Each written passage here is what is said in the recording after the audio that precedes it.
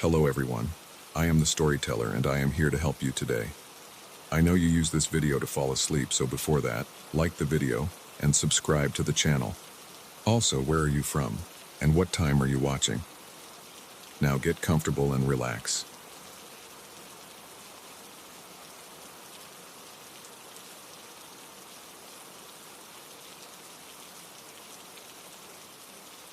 I never thought I'd be afraid of my own shadow, but that was before he moved in next door.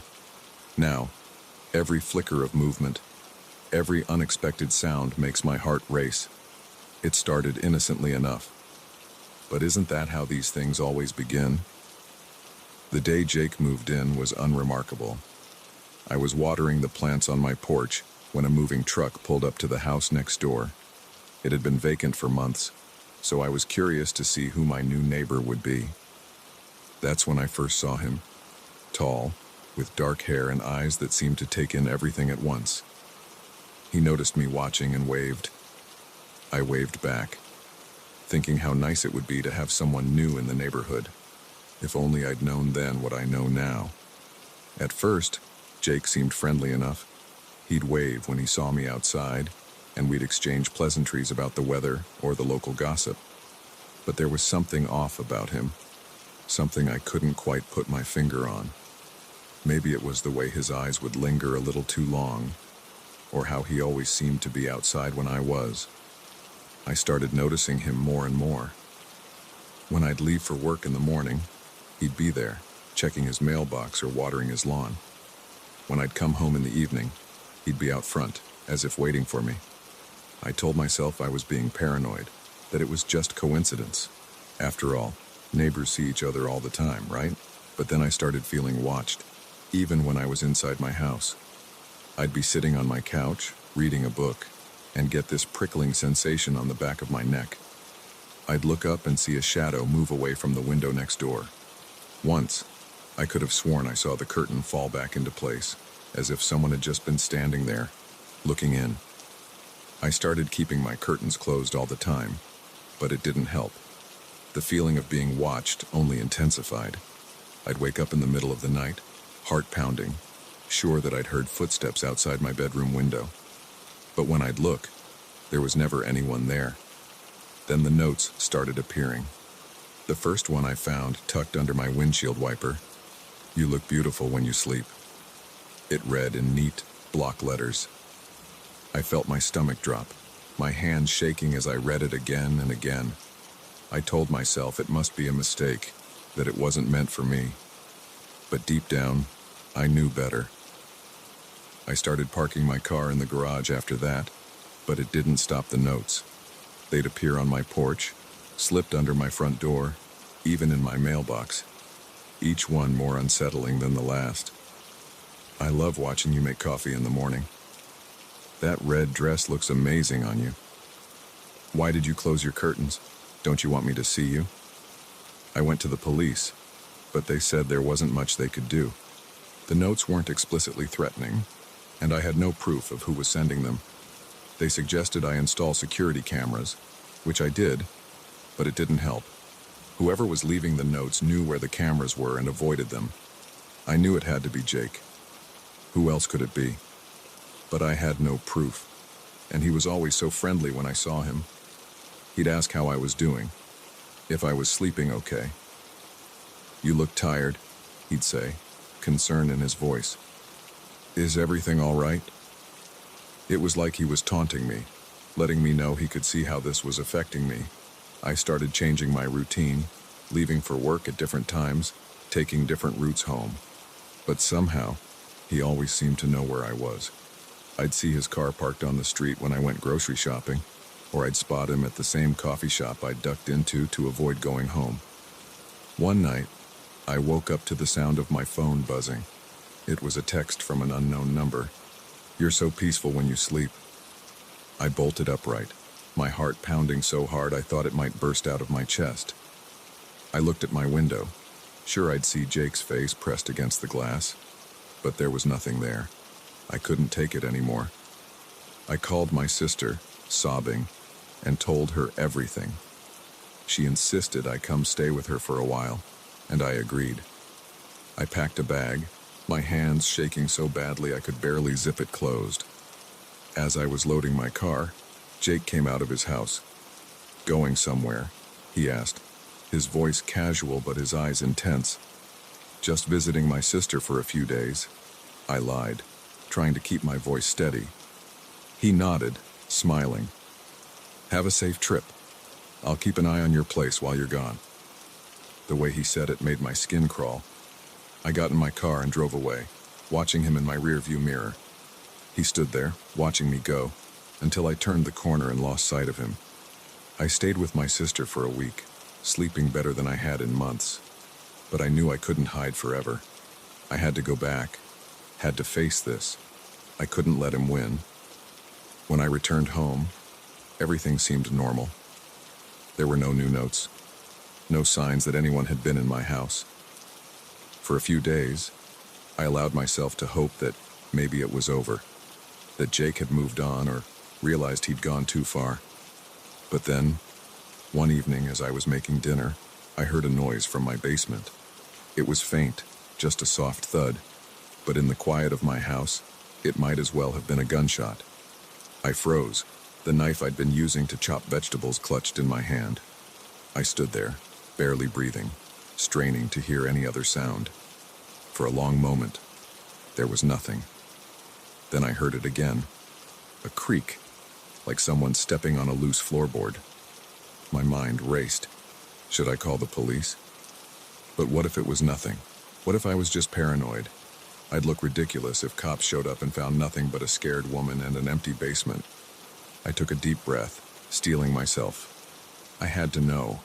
I couldn't live like this anymore, jumping at every sound, afraid in my own home. With the knife still in my hand, I slowly made my way to the basement door. My hand shook as I reached for the doorknob. I paused, listening again. Silence. Maybe I had imagined it. Maybe it was just the house settling, but I had to be sure. I opened the door, flicking on the light switch. The bare bulb flickered to life, casting harsh shadows across the cluttered space. Everything looked normal. Boxes stacked against the walls, old furniture covered in sheets, the washing machine in the corner. I took a step down, then another. The stairs creaked under my weight, and I winced at the sound. I reached the bottom, my eyes darting around, looking for anything out of place. That's when I saw it, a door I'd never noticed before, partially hidden behind a stack of boxes. My breath caught in my throat. How had I never seen this before? I'd lived in this house for years, and I'd never known there was another room down here. I approached slowly, my heart pounding so loud I was sure anyone in the house could hear it. The door was slightly ajar, a sliver of darkness visible in the gap. With trembling fingers, I reached out and pushed it open. The hinges groaned, the sound echoing in the stillness of the basement. The room beyond was dark, but I could make out shapes, a chair, a table, and something on the walls. I fumbled for my phone, turning on the flashlight. The beam illuminated the space, and I felt my blood run cold. The walls were covered in photos, hundreds of them, maybe thousands, and they were all of me. Me leaving for work, me getting the mail, me sitting on my couch, reading, me sleeping in my bed. Intimate moments I thought were private, all captured and displayed like some twisted art gallery. In the center of the room was a table, covered in stacks of paper. I moved closer, my legs feeling like lead. They were printouts of text messages, emails, browser histories, all mine. Every aspect of my digital life, laid out for someone else to see. And there, in the middle of it all, was a notebook. I picked it up with shaking hands, opening it to the first page. The handwriting was familiar, the same neat, block letters from the notes. Day 1. She moved in today. She's perfect. I've been waiting so long for someone like her. I flipped through the pages, my horror growing with each one. It detailed everything, my daily routines, my conversations, my habits. Things I did when I thought I was alone. Private moments I never imagined anyone else would know about. The last entry was from that morning. She's back. I knew she'd come back to me. Tonight, we'll finally be together. A floorboard creaked behind me. I spun around, the flashlight beam dancing wildly across the room. And there he was. Jake, standing in the doorway, a smile on his face and a glint in his eye that made my blood run cold. "Welcome home," he said softly. "I've been waiting for you."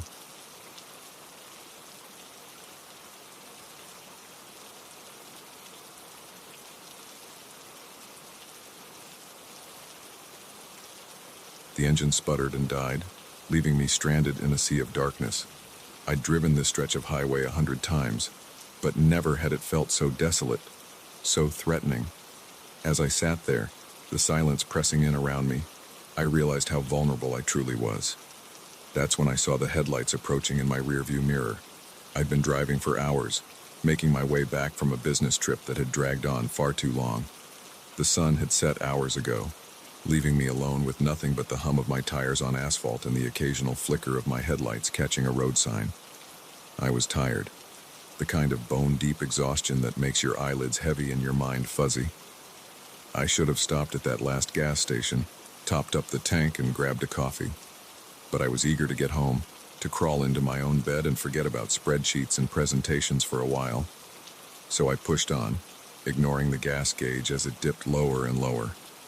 When the engine first started to sputter, I tried to convince myself it was nothing. Just a hiccup, maybe some bad gas. But deep down, I knew I'd pushed my luck too far, and now I was paying the price. The car rolled to a stop on the shoulder, the headlights cutting a small swath of visibility in the inky blackness.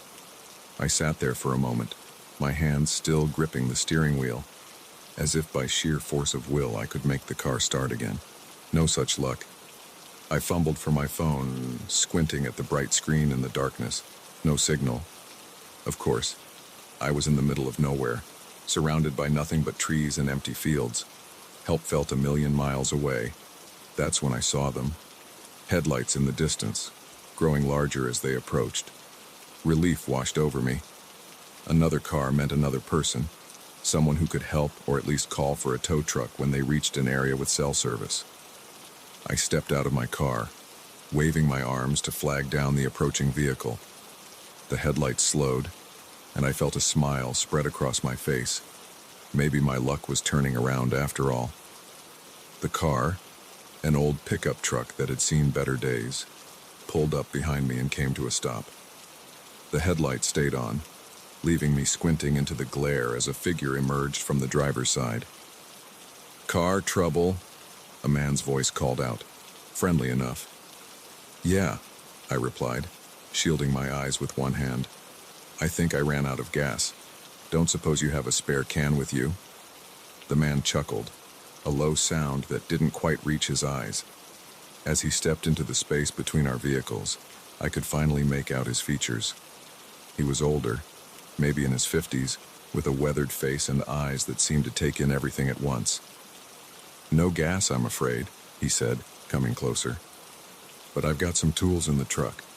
Maybe we can take a look, see if it's something else." I hesitated. Something about the way he moved, the way his eyes never quite met mine, set off a warning bell in the back of my mind. But what choice did I have? I was stuck here, alone, with no way to call for help. "That'd be great, thanks," I said, trying to keep my voice steady. He nodded and turned back to his truck.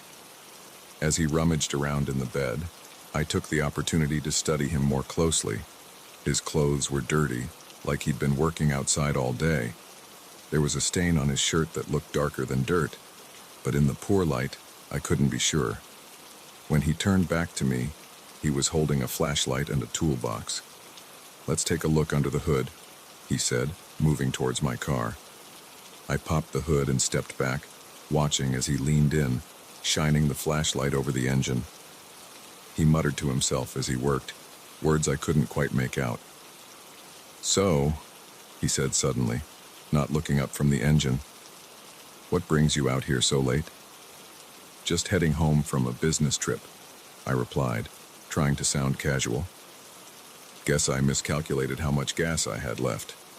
He grunted in response, then straightened up, wiping his hands on his jeans. Well, it's not the battery, he said, and I don't see any obvious leaks. Probably is just out of gas. I nodded, unsure of what to say next.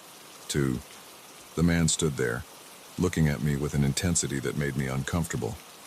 Where you headed? He asked, his tone conversational but his eyes sharp. Just up to Cedar Grove, I said, naming a town about an hour up the road.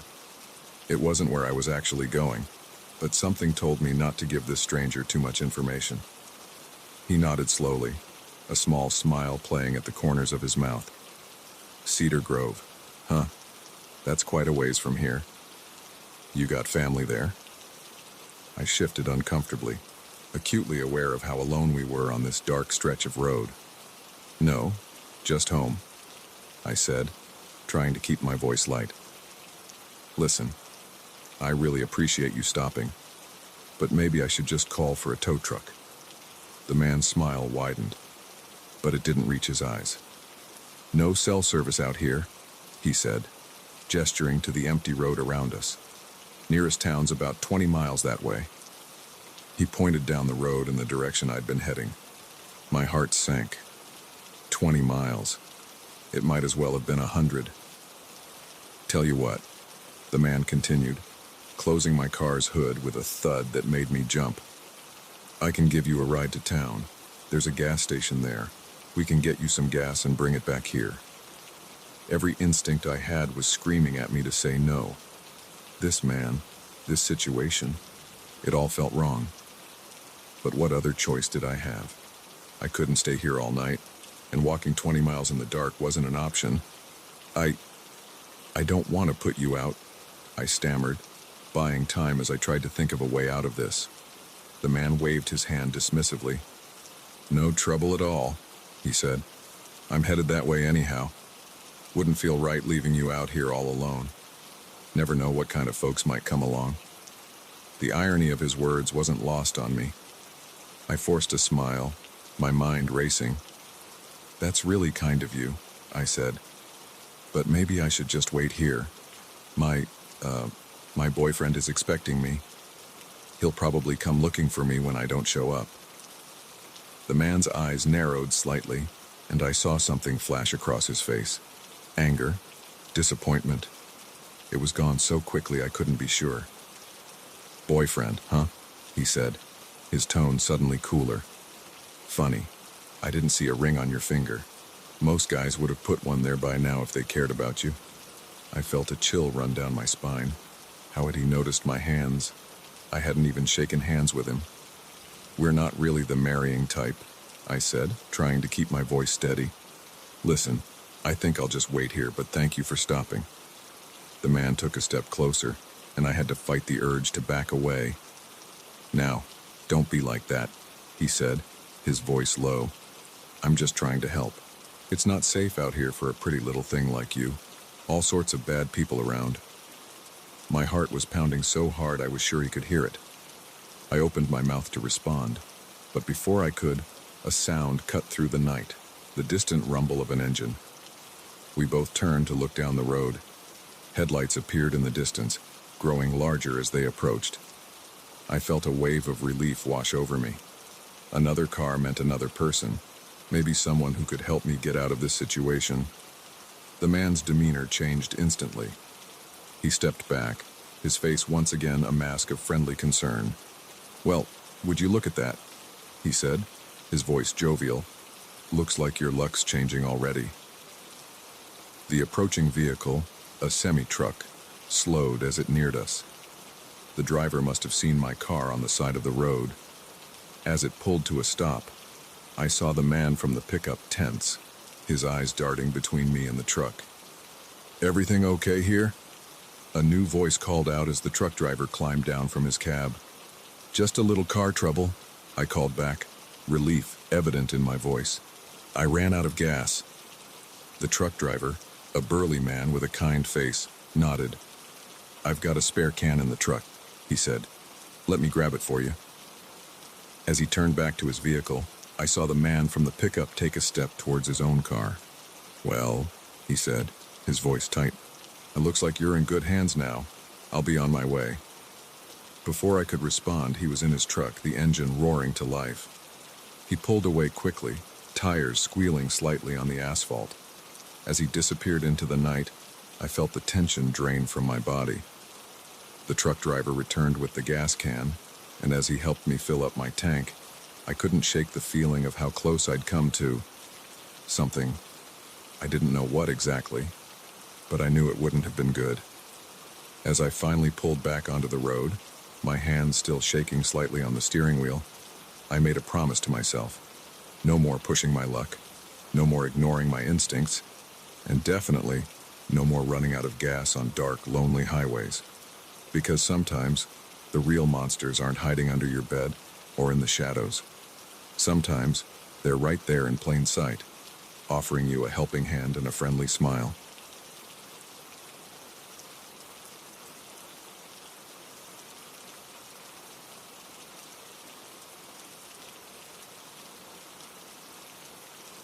The moment I stepped into that dimly lit hallway, I knew something was off. The air felt heavy, pregnant with an unspoken threat. But by the time I realized the danger, it was already too late. The door clicked shut behind me, and I was trapped in a nightmare of my own making.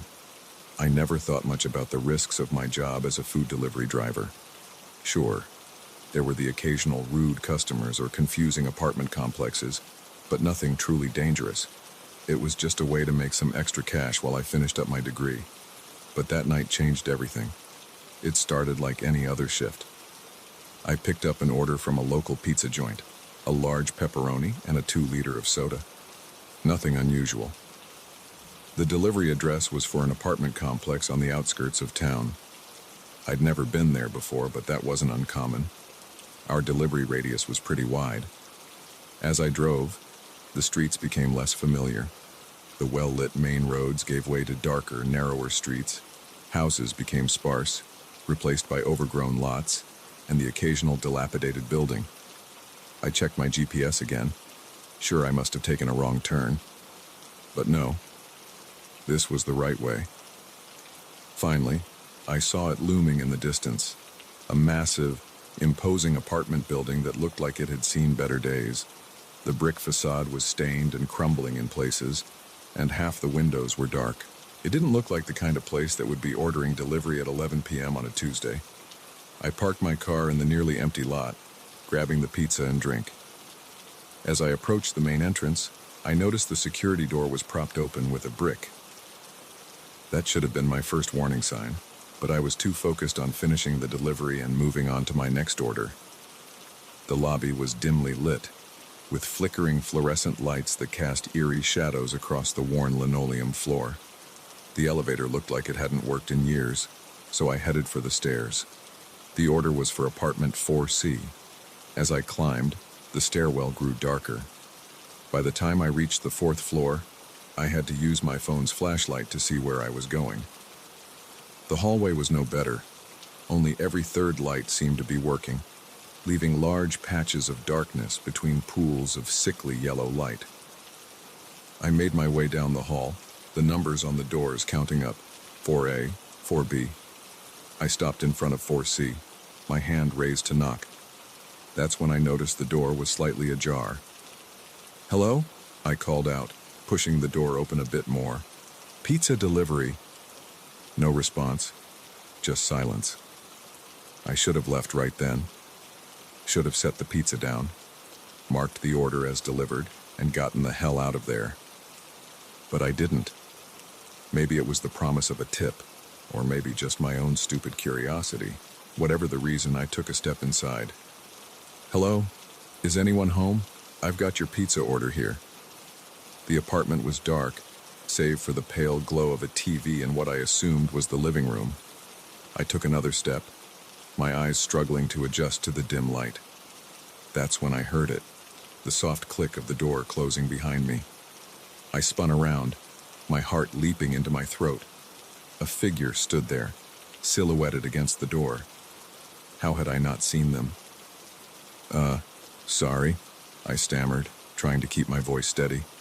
I didn't mean to intrude. I was just delivering the pizza you ordered. The figure didn't move, didn't speak, just stood there, blocking my exit. I felt a bead of sweat trickle down my back. Look, I can just leave the pizza here and go. No charge, okay? Finally, the figure spoke. It was a man's voice, low and gravelly. Why don't you come in and set it down? I'm sure you could use a break. Every instinct in my body was screaming at me to run, but where? He was blocking the only exit I knew of. I clutched the pizza box tighter, as if it could somehow protect me. That's okay, I said, trying to sound calm. I've got other deliveries to make. I'll just leave this here.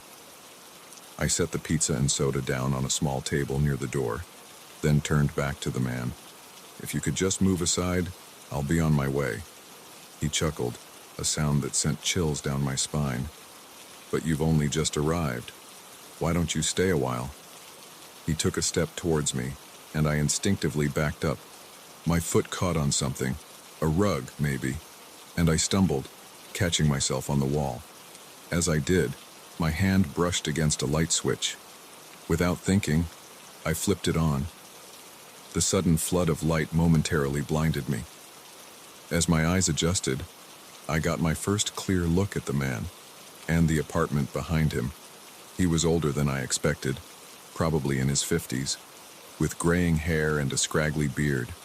His clothes were dirty and worn, hanging loose on his thin frame. But it was his eyes that caught my attention, cold and calculating, with a glint of something I couldn't quite place. Something dangerous. Behind him, the apartment was a mess. Piles of newspapers and empty food containers littered every surface. The walls were covered in what looked like newspaper clippings and handwritten notes. But what made my blood run cold were the photos. Dozens, maybe hundreds of photos were tacked to the walls. And they were all of me. Me getting into my car. Me delivering pizzas to other addresses. Me walking into my apartment building. Some were clearly taken with a long-range lens, while others looked like they had been snapped from just a few feet away. What the hell is this? I gasped, my voice barely above a whisper. The man's lips curled into a smile that didn't reach his eyes. I've been waiting for you for a long time, Alex. He knew my name. Of course he did. He'd been watching me, stalking me for who knows how long. How? Why? I couldn't form a coherent thought. My mind was reeling, trying to process what I was seeing. He took another step towards me. You're special, Alex. I knew it from the moment I first saw you. We're meant to be together. I felt bile rise in my throat. This couldn't be happening. This had to be some kind of nightmare. Look, I said, trying to keep my voice from shaking. I don't know who you are or what you want, but this isn't okay. I'm leaving now, and I'm calling the police. I reached for my phone, but before I could grab it, he lunged at me. His hand clamped around my wrist, his grip surprisingly strong for such a thin man. You're not going anywhere, he growled, all pretense of friendliness gone from his voice. I reacted on instinct, bringing my knee up hard between his legs. He let out a grunt of pain and loosened his grip just enough for me to wrench my arm free. I shoved him as hard as I could, sending him stumbling back into a pile of newspapers. I ran for the door, my heart pounding in my ears, but as I reached for the handle, I realized with horror that it was locked. Not just locked, there was a deadbolt that required a key from both sides. No, I muttered, frantically trying to turn the lock. Behind me, I could hear him getting to his feet, cursing under his breath. I spun around, looking for another way out. The windows were barred. I had noticed that when I came in but hadn't thought much of it. Now, those bars looked like the gates of a prison. He was on his feet now, advancing towards me with a look of fury on his face. You shouldn't have done that, Alex, he snarled. We could have done this the easy way. I backed up until I hit the wall, my eyes darting around for anything I could use as a weapon. My gaze fell on the 2-liter bottle of soda I had brought with the pizza. Without thinking, I grabbed it and hurled it at him with all my strength. The bottle caught him square in the face, sending him reeling back. I heard a crunch as his nose broke, blood immediately starting to pour down his face. He howled in pain and anger, giving me the opening I needed. I bolted past him, deeper into the apartment. I had no plan, no idea where I was going, but anywhere was better than trapped against that door. I found myself in what must have been the bedroom. More photos covered the walls here, along with detailed notes about my daily routine. On the bedside table was a collection of things I recognized. A pen I thought I had lost weeks ago, a receipt from my favorite coffee shop, even a small handful of my hair. The realization of how long he had been watching me, how close he had been this whole time, made me feel sick. But I couldn't focus on that now. I needed to find a way out. The sound of his footsteps in the hallway snapped me back to reality. I looked around frantically, my eyes falling on a window. Unlike the ones in the living room, this one wasn't barred. I rushed over to it, trying to force it open. Years of paint and disuse made it stick, but with a burst of adrenaline-fueled strength, I managed to shove it up. Cool night air rushed in, and I had never smelled anything so sweet. I was on the 4th floor, but there was a fire escape just a few feet to my left. If I could just reach it... Alex! His voice was closer now, just outside the bedroom door. Don't make this harder than it needs to be. I didn't hesitate. I climbed out onto the windowsill, my body half in and half out of the apartment. The fire escape was close, but not close enough to simply step onto. I'd have to jump. The bedroom door burst open just as I tensed to leap. I heard him yell something, but the blood pounding in my ears drowned it out. I pushed off from the window with all my might, my arms outstretched towards the rusted metal of the fire escape. For a moment, I was flying. Then my hands connected with the railing, the impact sending shocks of pain up my arms. But I held on, scrambling to pull myself up and over. I half climbed, half fell down the fire escape, not daring to look back. When I reached the bottom, I jumped the last few feet to the ground and ran. I ran like I had never run before, not stopping until I reached my car. My hands were shaking so badly I could barely get the key in the ignition, but finally, the engine roared to life. I peeled out of the parking lot, tires screeching against the pavement. It wasn't until I was miles away, parked in a brightly lit gas station parking lot, that I finally allowed myself to break down. Sobs racked my body as the full weight of what had just happened crashed over me. I called the police and, of course. They searched the apartment but found it empty. He was gone, along with all the photos and evidence of his obsession. They took my statement, promised to keep an eye out, but I could tell they didn't have much hope of finding him.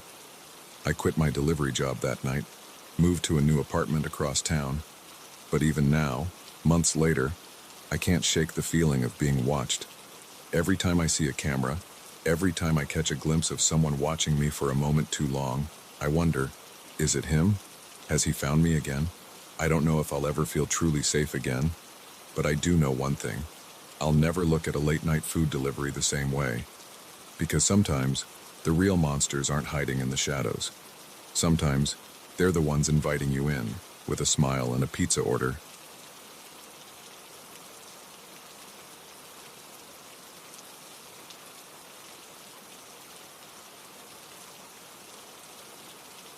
The walls seemed to whisper secrets of forgotten lives, each faded poster a silent scream for help.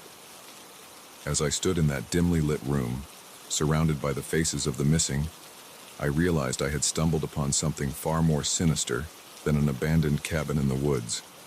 Little did I know, my curiosity would lead me down a path I might never escape.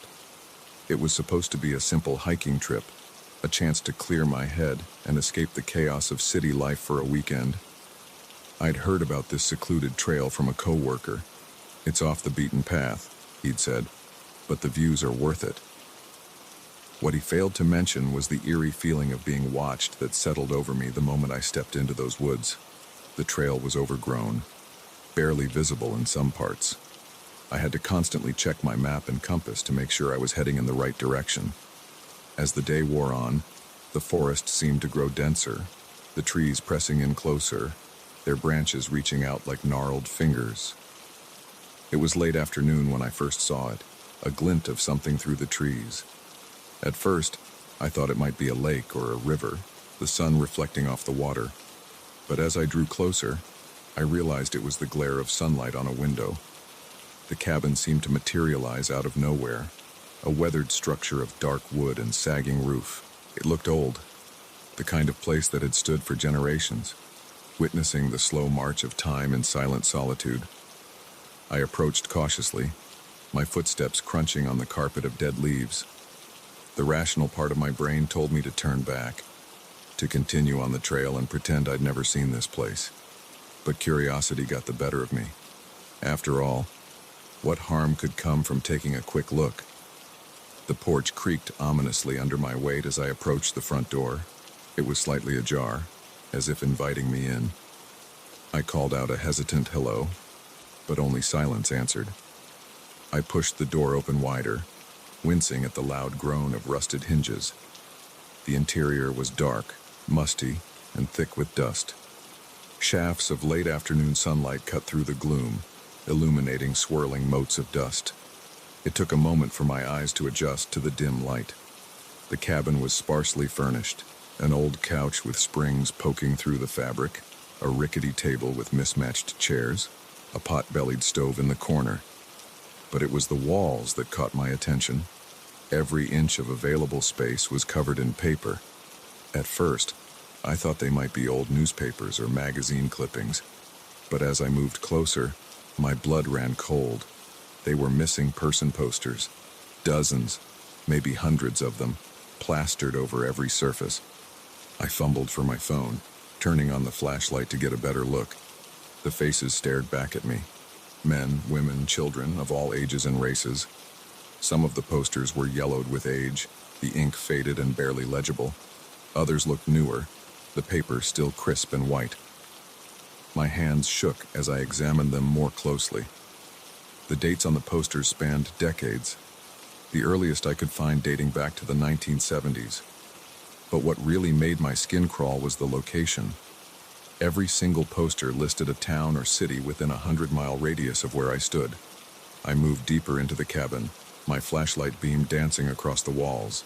In the kitchen, more posters. In the small bedroom, they covered every surface, even the ceiling. It was like being in a macabre art gallery, each face a frozen moment of someone's last known whereabouts. As I turned to leave the bedroom, something caught my eye. A poster, partially hidden behind others, with a face that looked eerily familiar. I peeled it back, my heart pounding in my chest. It was my coworker, the one who had told me about this trail. The poster was dated just 2 weeks ago. I stared at his smiling face, my mind reeling. How was this possible?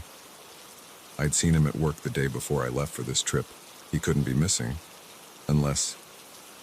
A chill ran down my spine as the implications sank in. What if he wasn't missing at all? What if he had sent me here, knowing what I would find? The sound of a floorboard creaking behind me made me whirl around, my flashlight beam cutting through the darkness. For a split second, I thought I saw a shadow move, but when I focused on the spot, there was nothing there. My heart was pounding so hard I could feel it in my throat. I needed to get out of there. Now. I made my way back to the front room, moving as quickly and quietly as I could. But something made me pause at the door. A nagging feeling that I couldn't leave without proof, without something to show the authorities. With shaking hands, I pulled out my phone and started taking pictures. The walls, the individual posters, close-ups of the dates and locations. I tried to be thorough, knowing this might be my only chance. As I was photographing a section of wall near the front door, I noticed something odd. One of the posters seemed to be covering something.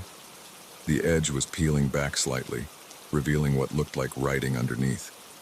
Against my better judgment, I reached out and carefully peeled back the poster. Underneath, scratched into the wood, were words. As I read them, I felt the blood drain from my face. "They know you're here." A sound from outside made me jump. It was faint, but unmistakable, the snap of a twig underfoot. I didn't hesitate.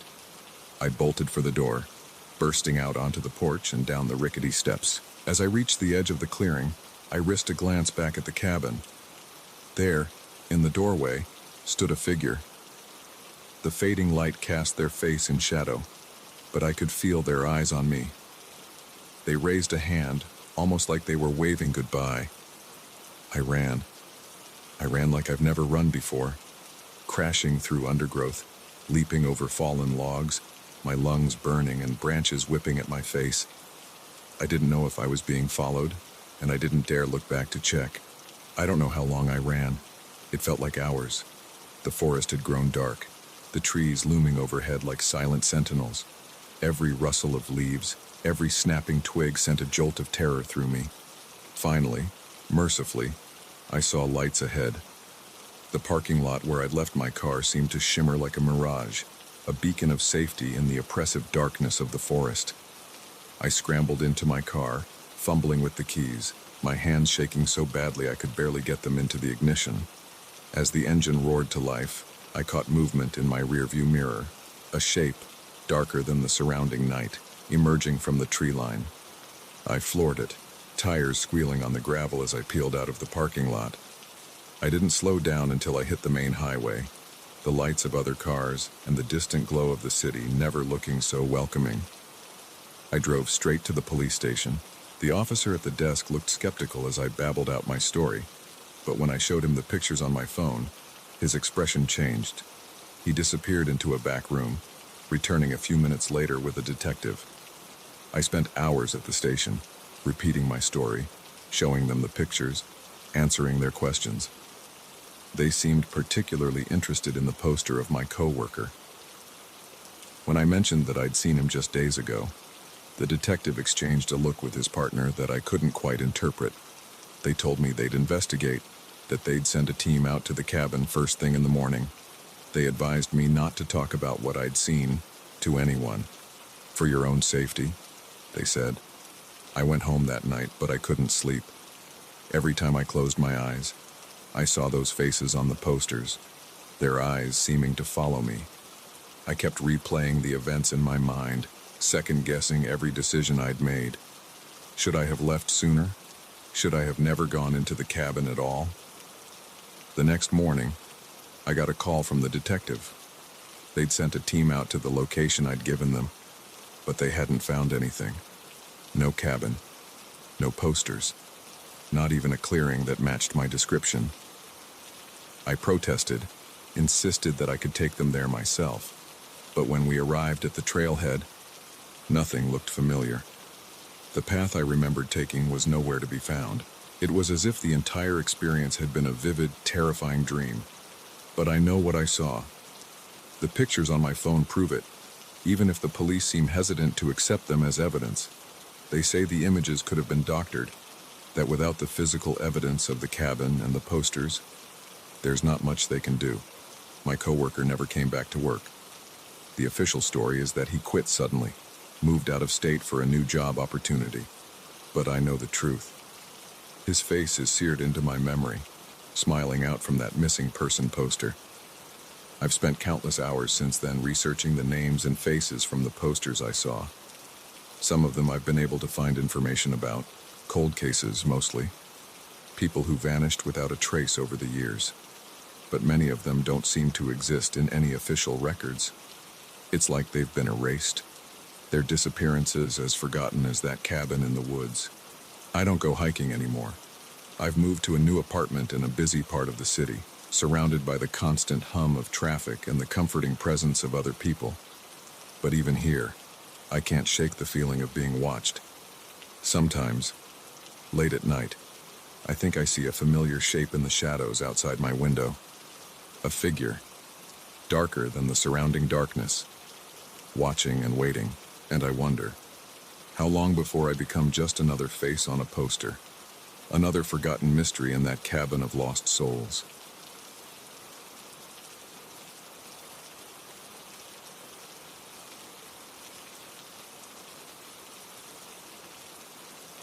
The creak of the floorboard echoed through the silent cabin, and I froze. I was supposed to be alone out here, miles from civilization. But that sound, it wasn't the settling of old wood or the wind whistling through cracks. No, that was the unmistakable sound of a footstep, and it was coming from right outside my bedroom door. I'd rented this cabin for a week, desperate for some solitude after months of grinding at work. The listing had promised seclusion, and it delivered. The narrow dirt road leading here had been almost impassable in my city car, winding through dense forest for miles before finally opening up to reveal a picturesque log cabin nestled against a backdrop of towering pines. The first couple of days had been blissful. I'd hiked the surrounding trails, read books by the fireplace, and enjoyed the kind of silence you can only find when you're truly alone in nature. No cell service, no Wi-Fi, not even a landline, just me in the wilderness. But on the third night, things changed. It started with little things. A chair I could have sworn I'd tucked under the kitchen table was pulled out when I came in from a hike. A book I'd left on the coffee table was suddenly on the shelf. Small enough discrepancies that I could almost convince myself I was imagining things, that the isolation was playing tricks on my mind. Then came the noises, soft at first, easily dismissed as the natural sounds of the forest, but they grew bolder, more distinct. The snap of a twig outside my window as I was drifting off to sleep, the shuffle of feet on the porch in the dead of night. Each time, I'd work up the courage to investigate, heart pounding as I peered out into the darkness. And each time, I'd see nothing but the silent, indifferent forest staring back at me. I told myself I was being paranoid, that the quiet and isolation were making me jumpy, causing me to read too much into every little sound. But deep down, a primal part of me knew better. It knew we were not meant to be alone in the dark, that our ancestors huddled together in caves for a reason. It whispered that something was out there, watching, waiting. And now, lying in bed on the fourth night, that whisper had become a scream, because that footstep outside my door, that was real as the icy fear gripping my heart, as real as the sweat beating on my forehead. I held my breath, straining my ears for any further sound. For a long moment, there was nothing, just the thunderous pounding of my own heartbeat and the soft rustle of wind through pine needles outside. Then, another creak. Closer this time, my eyes darted around the room, searching for anything I could use as a weapon. They landed on the heavy metal flashlight on the nightstand. I reached for it slowly, trying not to make a sound as my fingers closed around its cold surface. The door handle began to turn, achingly slow. I gripped the flashlight tighter, my knuckles white with the effort of keeping still, of not screaming or running or doing any of the 100 things my panicked brain was screaming at me to do. The door swung open. In the dim moonlight filtering through the curtains, I could make out a silhouette, tall, broader than any human should be, with a shape that seemed wrong somehow, not quite proportioned like a person ought to be. For a heartbeat, we both remained motionless. Me, paralyzed with fear on the bed. The figure, a looming presence in the doorway, head cocked slightly as if studying me. Then, it moved. I didn't think. I reacted. With a yell that was equal parts terror and defiance, I hurled the flashlight at the intruder. It connected with a dull thud, and the figure stumbled back with a grunt that sounded disturbingly inhuman. I didn't wait to see what would happen next. I leapt from the bed, adrenaline coursing through my veins, and barreled past the stunned intruder. I caught a glimpse of matted fur, of eyes reflecting green in the moonlight, but my mind refused to process what I was seeing. I ran through the cabin, not daring to look back. The front door was locked. Had I done that? No time to remember now. I fumbled with the deadbolt, my sweaty hands slipping on the cool metal. Behind me, I could hear heavy footsteps, a low growl that raised the hair on the back of my neck. The lock finally gave way, and I burst out onto the porch, the cool night air hitting me like a slap to the face. I leapt off the steps, my bare feet hitting the damp earth, and I ran. I had no plan, no destination in mind. All I knew was that I had to get away, Had to put as much distance between myself and whatever was in that cabin as possible. The forest was a dark blur around me, branches whipping at my face and arms as I crashed through the underbrush. I don't know how long I ran. It could have been minutes or hours. Time lost all meaning in the primal fear that drove me forward. My lungs burned, my legs ached. But still, I pushed on. Finally, I couldn't go any further. I collapsed against a tree, gulping in great lungfuls of air. As my panic slowly subsided, I began to take stock of my situation. I was alone in the woods, in the middle of the night, wearing nothing but a t-shirt and shorts. I had no shoes, no phone, no idea which direction the cabin was in. And something I couldn't even begin to comprehend, was out here with me. A twig snapped in the darkness behind me. I whirled around, pressing my back against the rough bark of the tree. My eyes strained against the gloom, searching for any sign of movement. The forest seemed to hold its breath, an unnatural silence settling over everything. Then, I saw them, eyes, glowing faintly in the darkness. Not just one pair, but several, surrounding me on all sides. They blinked slowly, methodically, like predators sizing up their prey. A low growl rumbled through the night, seeming to come from everywhere and nowhere at once. I felt it in my chest, a primal sound that spoke of hunger and violence. This was it, I thought. This is how I die. Alone in the woods, torn apart by what? My mind still couldn't wrap itself around what I'd seen in the cabin, what I was seeing now. But as the eyes drew closer, as dark shapes began to materialize from the shadows, a strange calm settled over me. The fear was still there, but it was muted now, overshadowed by a grim acceptance. If this was my end, I would face it standing. I pushed off from the tree, standing as tall as I could. "What are you?" I called out, surprised by the steadiness in my voice. "What do you want from me?" For a long moment, there was no response. Then, a voice spoke from the darkness. It was rough, guttural, as if human speech was an ill-fitting garment at war with discomfort. "We are the forgotten," it said. "The ones who walked these woods long before your kind came. We are hunger. We are the night. And you are trespassing." I swallowed hard, my mouth suddenly dry. I didn't know. The cabin, I rented it. I didn't mean to intrude. A harsh sound echoed through the trees. It took me a moment to realize it was laughter. "Rented," the voice growled, "as if this land could be owned, could be parceled out and sold. You humans, always thinking you can claim what isn't yours." The shapes were closer now. I could make out shaggy forms, hunched and powerful. They moved with an unsettling mixture of animal grace and near-human posture. "What will you do with me?" I asked, hating the tremor that had crept back into my voice. There was a pause, as if they were considering. Then, "We should kill you. Rend your flesh, crack your bones.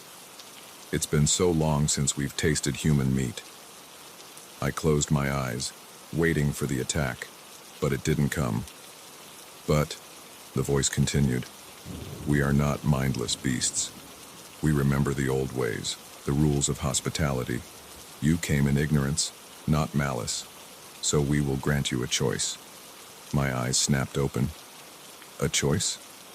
"Yes, you may leave these woods, never to return. Speak of what you've seen to no one. Live out your days with the memory of this night haunting your dreams. Or,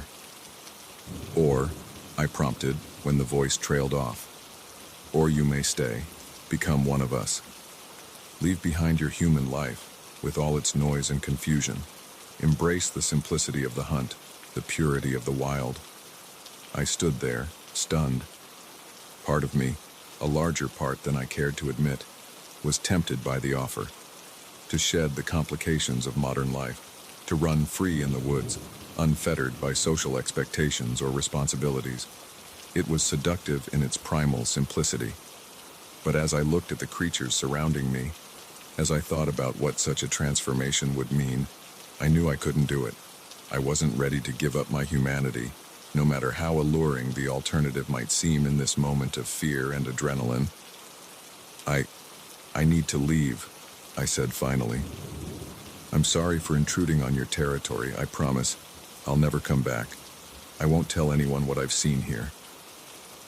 A low murmur passed through the gathered creatures. Finally, the one who had been speaking stepped forward. In the faint moonlight filtering through the canopy, I could see it clearly for the first time. It was like something out of a nightmare, part wolf, part bear, part man, yet wholly its own terrifying entity. So be it, it growled. But know this, human, the wild places of the world are shrinking. One day there will be nowhere left for us to hide. When that day comes, we will remember those who respected our boundaries, and those who did not. With that, the creature turned and loped off into the darkness. One by one, the others followed, melting into the shadows until I was alone once more. I sank to my knees, the adrenaline finally wearing off, leaving me shaky and exhausted. As the first light of dawn began to creep through the trees, I found my way back to the cabin. I packed my things in a daze, drove down that winding dirt road, and didn't stop until I was back in the familiar confines of the city. I've kept my promise. I've never told anyone about what happened that night. But sometimes, when the city feels too cramped, too noisy, too human, I find myself looking towards the distant mountains. And for a brief moment, I wonder what might have been if I'd made a different choice in those dark woods.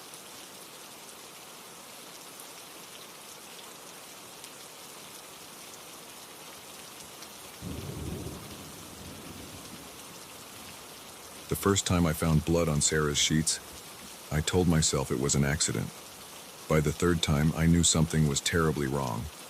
My roommate was hiding a dark secret, and I was beginning to fear that uncovering it might cost me everything. I met Sarah at the start of our sophomore year of college. We were both looking for a roommate, tired of the chaos of dorm life and eager for a bit more independence. She seemed perfect, quiet, studious, with a dry sense of humor that matched my own. We found a small 2-bedroom apartment just off campus and moved in together. The first few months were great. We fell into an easy rhythm, studying together in the evenings, occasionally going out for coffee or a movie. Sarah was an art major, and I'd often find her sketching late into the night, her brow furrowed in concentration as she brought her visions to life on paper. It was about 4 months into our living arrangement when I first noticed something off. I was doing laundry. It was my turn that week. When I saw a small blood stain on Sarah's sheets, it wasn't unusual in itself. Accidents happen, but when I mentioned it to her later, just to make sure she was okay, her reaction struck me as odd. She froze for a moment, her eyes widening slightly before she forced a laugh. "Oh, that," she said, waving her hand dismissively. I must have nicked myself shaving or something. "Thanks for washing it out." I nodded, but something about her response didn't sit right with me. It felt rehearsed, like she'd been expecting the question, but I brushed it off. After all, it was just a small blood stain, nothing to worry about. A few weeks later, it happened again. This time, the stain was larger, and there were several of them scattered across the sheet. Again, I mentioned it to Sarah, and again, she brushed it off with a vague explanation about a nosebleed. By the third time, I couldn't ignore it anymore. The sheets were practically soaked, and this time, I found a bloody towel stuffed at the bottom of the hamper. When I confronted Sarah, her face went pale. "It's nothing," she insisted, her voice tight. "I've just been having some health issues. It's under control." But I could see the fear in her eyes, the way her hands shook as she took the sheets from me. Something was very wrong, and Sarah was terrified of anyone finding out what it was. From that point on, I started paying closer attention to Sarah's behavior. I noticed things I'd overlooked before, how she'd sometimes disappear for hours without explanation, the way she'd flinch at unexpected noises, the locked box she kept under her bed, which I'd once glimpsed her opening. revealing a glint of metal inside. One night, I woke to the sound of muffled sobbing coming from Sarah's room. I lay there in the darkness, debating whether to check on her. Just as I'd decided to get up, I heard her door open. Footsteps padded down the hall, then the front door opened and closed. I waited a few minutes, then crept out of bed. Sarah's room was empty. Her window opened to the fire escape. On her desk, her sketchbook lay open. Curiosity got the better of me, and I flipped through it. What I saw made my blood run cold. Page after page of disturbing images. Dark, twisted figures with too many limbs, scenes of violence and gore rendered in exquisite detail, and scattered throughout. Portraits of a man I'd never seen before. In some, he looked normal. In others, his face was distorted, monstrous. I heard a noise outside and quickly closed the sketchbook, retreating to my room. Through my window, I saw Sarah climbing back up the fire escape. She was wearing all black, and as she slipped back into her room, I caught a glimpse of something in her hand, something that glinted in the moonlight. The next morning, Sarah acted like nothing had happened. She made coffee, chatted about her classes, even laughed at one of my lame jokes. But there was a tension in her shoulders, a wariness in her eyes that hadn't been there before. I spent the day debating what to do. Should I confront her? Call the police? What if I was misreading everything and there was a perfectly innocent explanation? That evening, as we were studying in the living room, I decided to take a chance. "Sarah," I said, trying to keep my voice casual, "is everything okay? You've seemed, I don't know, on edge lately." She stiffened, her pencil pausing mid-sketch. "Everything's fine," she said, not meeting my eyes. "Just stressed about midterms, you know?" I took a deep breath. "It's just the blood on your sheets, your disappearances. And last night, I heard you leave." Sarah's head snapped up, her eyes wide with panic. "You don't understand," she said, her voice barely above a whisper. "You can't know. It's not safe." "What's not safe?" I pressed. "Sarah, whatever's going on, I want to help. You can trust me." For a moment, I thought she might open up. I saw the struggle play out on her face, the desire to unburden herself warring with fear. But then her expression hardened. "I need some air," she said abruptly, standing up. "Don't wait up." Before I could say anything else, she was gone, the door slamming behind her. I sat there for a long time, staring at the door. Part of me wanted to follow her, to demand answers. But another part, a part I wasn't proud of, was afraid of what those answers might be. Around midnight, I heard her return. I pretended to be asleep as she moved around the apartment. I heard water running in the bathroom, then the sound of her bedroom door closing. The next morning, Sarah was gone before I woke up. She'd left a note on the kitchen counter. "Gone to visit family for a few days. See you next week." I stood there, reading and rereading the note. It was so normal, so mundane, as if the tension of the past few weeks, the blood, the secrets, had all been in my imagination. But I knew better, and I knew I couldn't just let this go. While Sarah was away, I did some digging. I searched her name online, looked through her social media, what little there was of it. I found nothing unusual. Sarah Parker, 20 years old, art student, no criminal record, no strange affiliations. It was when I started looking into her family that things got weird. I couldn't find any record of them. No parents listed on her college application, no siblings mentioned on Facebook. It was as if Sarah had sprung into existence fully formed at the age of 18. On a hunch, I tried searching for the man from her sketches.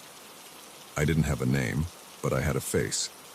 After hours of scrolling through image searches, I found him, Dr. Marcus Heller, professor of anthropology at a university across the country, specialized in occult practices and fringe religious movements, disappeared 3 years ago under mysterious circumstances. My heart was pounding as I read the article about his disappearance. Colleagues described him as brilliant but unstable, obsessed with proving the existence of what he called hidden realities. The police had investigated, but the trail had gone cold. And now, somehow, Sarah was connected to him. I was still staring at the article when I heard the front door open. Sarah was back, a day earlier than she'd said. I quickly closed my laptop, trying to compose myself. But when Sarah walked into the living room, one look at her face told me she knew. "You've been looking into me," she said. It wasn't a question. I nodded, not trusting myself to speak. Sarah sighed, sinking into the armchair across from me. She looked exhausted, defeated. "I hoped it wouldn't come to this," she said softly. "I really liked living with you, you know? It felt normal." "Sarah," I said, finding my voice at last. "What's going on? Who are you, really?" She was quiet for a long moment, staring at her hands. When she finally spoke, her voice was steady, but I could hear the undercurrent of fear. "My real name is Emily Heller," she said. "Marcus Heller was my father." I felt a chill run down my spine. "Was." Sarah, Emily, nodded. "He's dead. I killed him." The words hung in the air between us, heavy and irrevocable. I wanted to run, to call the police and to wake up from this nightmare. But I stayed where I was, waiting for her to continue. "My father wasn't who everyone thought he was," she went on. "His research, his obsession with the occult, it wasn't academic. He found something real, and it changed him." She told me a story that seemed impossible, about ancient rituals and entities from beyond our reality, about how her father had made contact with something he shouldn't have, how it had possessed him, twisted him into something inhuman. "The blood," I said, remembering the stained sheets. "The nights you disappeared." Emily nodded. "It's still out there, the thing that took my father. It wants to finish what it started.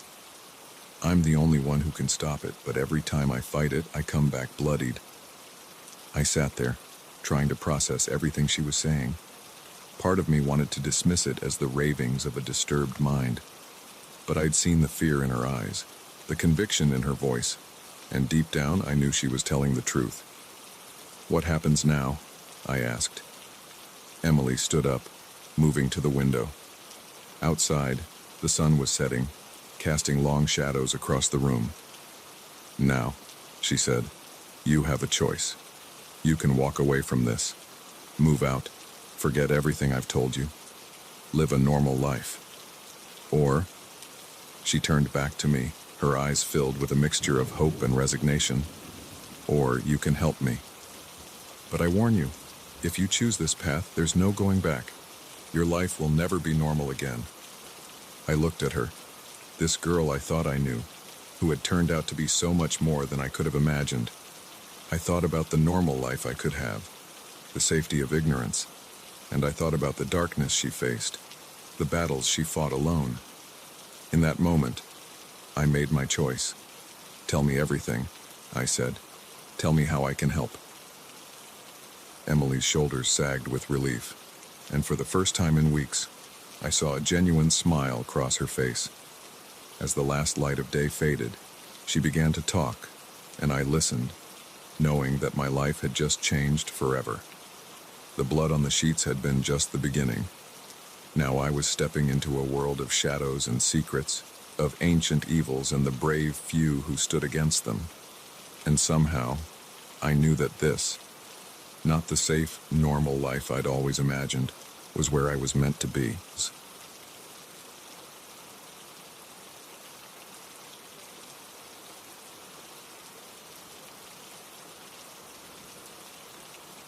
The moment I stepped through that crumbling doorway, I knew I'd made a terrible mistake. The air inside was thick with dust and decay, but beneath that lingered something else, a scent that spoke of secrets long buried and horrors best left undisturbed. I should have turned back then, should have heeded the warnings whispered by the wind through broken windows. But curiosity has always been my weakness, and it was about to lead me into a nightmare from which I might never wake. I'd always been fascinated by urban legends, those stories that skirt the edges of believability and send shivers down your spine. So when I heard about the old Ferguson house on the outskirts of town, I couldn't resist investigating. The stories varied, as they often do with these things. Some said the house was haunted by the ghosts of the Ferguson family, who'd all died mysteriously one winter night in the 1950s. Others claimed it was a portal to another dimension, that people who went in never came out quite the same, if they came out at all. Most locals avoided the place, crossing themselves when they drove past and hurrying their children along if they lingered too long staring at its dilapidated facade. But to me, it was irresistible. I chose a gloomy Tuesday afternoon for my expedition. The sky was overcast, threatening rain, which seemed fitting for the task at hand. I parked my car a little way down the road, not wanting to draw attention to myself. As I approached on foot, the house loomed before me, a decaying giant of peeling paint and rotting wood. The front gate hung askew on rusted hinges, creaking ominously as I pushed it open. Weeds choked the once manicured lawn, and the porch steps groaned under my weight. I hesitated at the front door, my hand hovering over the tarnished brass knob. This was my last chance to turn back, to chalk this up to a moment of foolishness and return to the safety of the known world. But I didn't. I turned the knob, surprised to find it unlocked, and stepped inside. The interior was a study in decay. Wallpaper peeled in long strips, revealing the bare bones of the house beneath. Furniture lay scattered and broken, as if a great storm had torn through the place. Dust motes danced in the weak light, filtering through grimy windows, giving the air a hazy, dreamlike quality. I moved deeper into the house, my footsteps echoing in the empty rooms. In what must have been the living room, a grand fireplace stood silent sentinel, its mantel adorned with faded photographs. I picked one up, wiping away years of grime with my thumb. A family smiled back at me. Mother, father, 2 children. The Fergusons, I presumed. They looked happy, normal. What had happened to them? As I set the photo down, a noise from upstairs made me freeze. It was faint, barely audible, but in the stillness of the house, it might as well have been a gunshot. A creak of floorboards, as if someone or something was moving around up there. My heart began to race.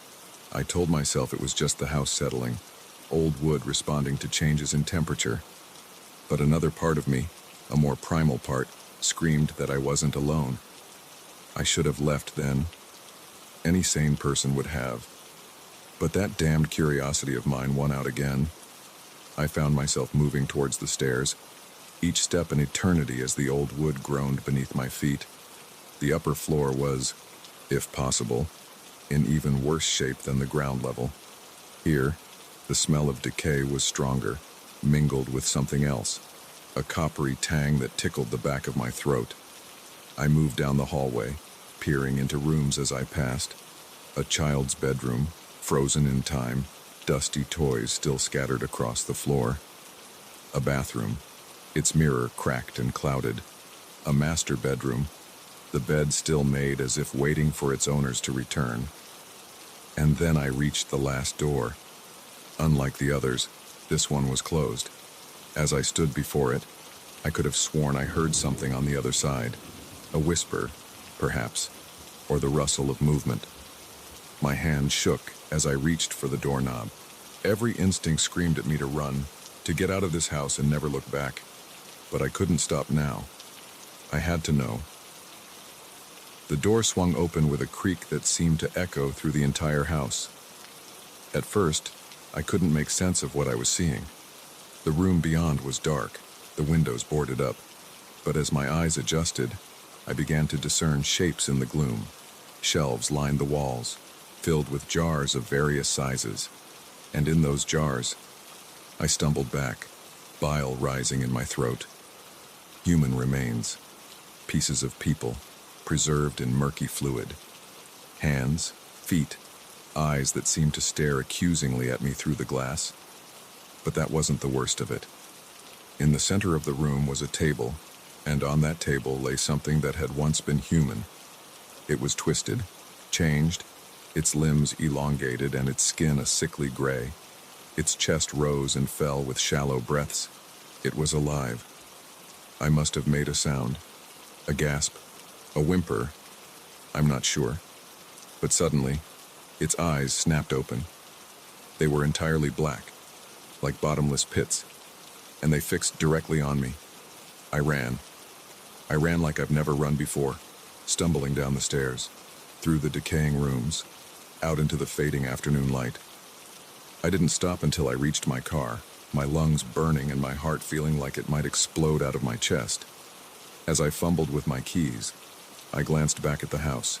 There, in an upstairs window, I saw a figure. Not the twisted thing from the room, but a man. He looked ordinary enough, middle-aged with graying hair. He smiled and waved, as if we were nothing more than neighbors greeting each other across a fence. I drove away, my tires squealing on the asphalt. I didn't slow down until I was back in town, surrounded by the comforting signs of normal life, people walking dogs, children playing, the familiar glow of streetlights coming on as dusk fell. That night, I couldn't sleep. Every time I closed my eyes, I saw those jars, that thing on the table, the man waving from the window. I told myself it wasn't real, that I'd imagined it all, a product of an overactive imagination and too many urban legends.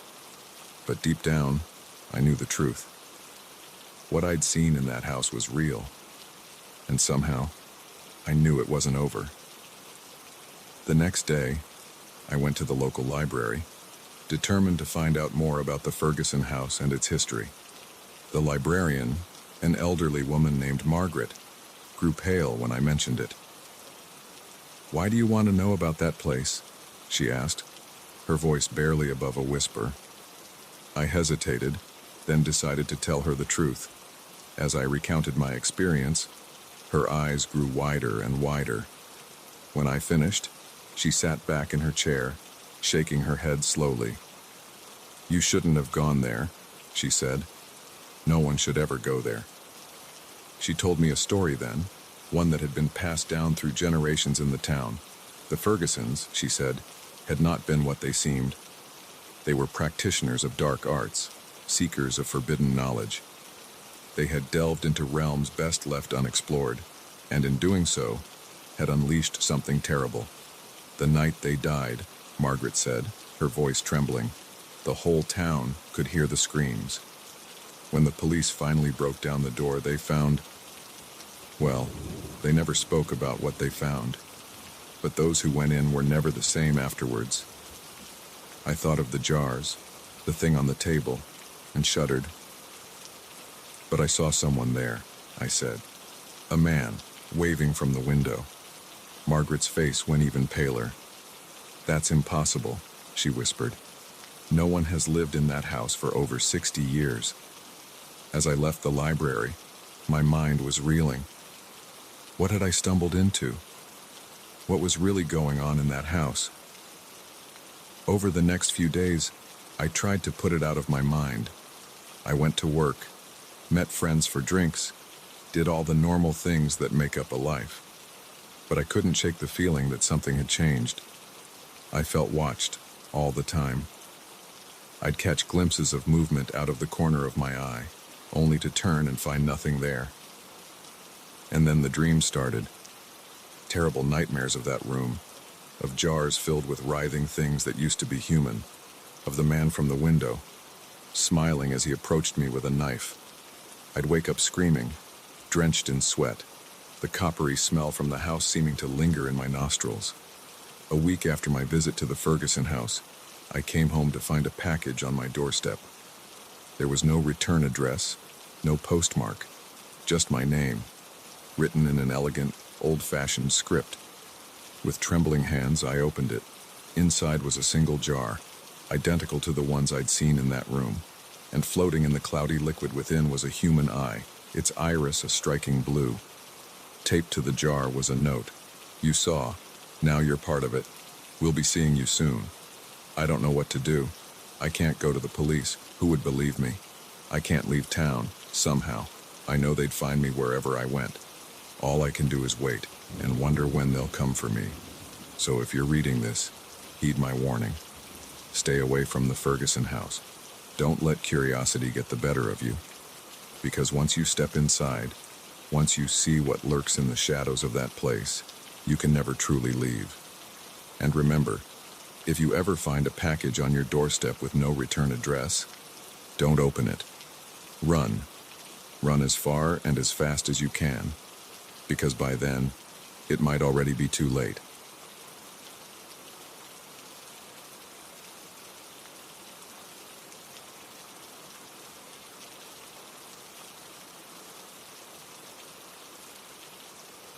The headlights in my rearview mirror were relentless, an unblinking gaze that had followed me for miles down this deserted highway. At first, I thought it was just another late-night traveler, but as the minutes ticked by and the car behind me matched my every move, a chilling realization set in. This was no coincidence. Someone was following me, and out here in the middle of nowhere, I was completely alone. It had started as a normal drive home from visiting my parents. I'd left later than I'd planned. The goodbyes and just one more cup of coffee, stretching into the evening. By the time I hit the road, the sun had already set, leaving me to navigate the long stretch of highway that cut through miles of empty farmland and patches of dense forest. I'd always loved driving at night. There was something peaceful about it. The world narrowed down to the pool of light from my headlights and the hypnotic white lines of the road. But tonight, that peace was shattered by the persistent presence behind me. I first noticed the car about an hour into my drive. It was nothing special, just a dark sedan that blended in with the night.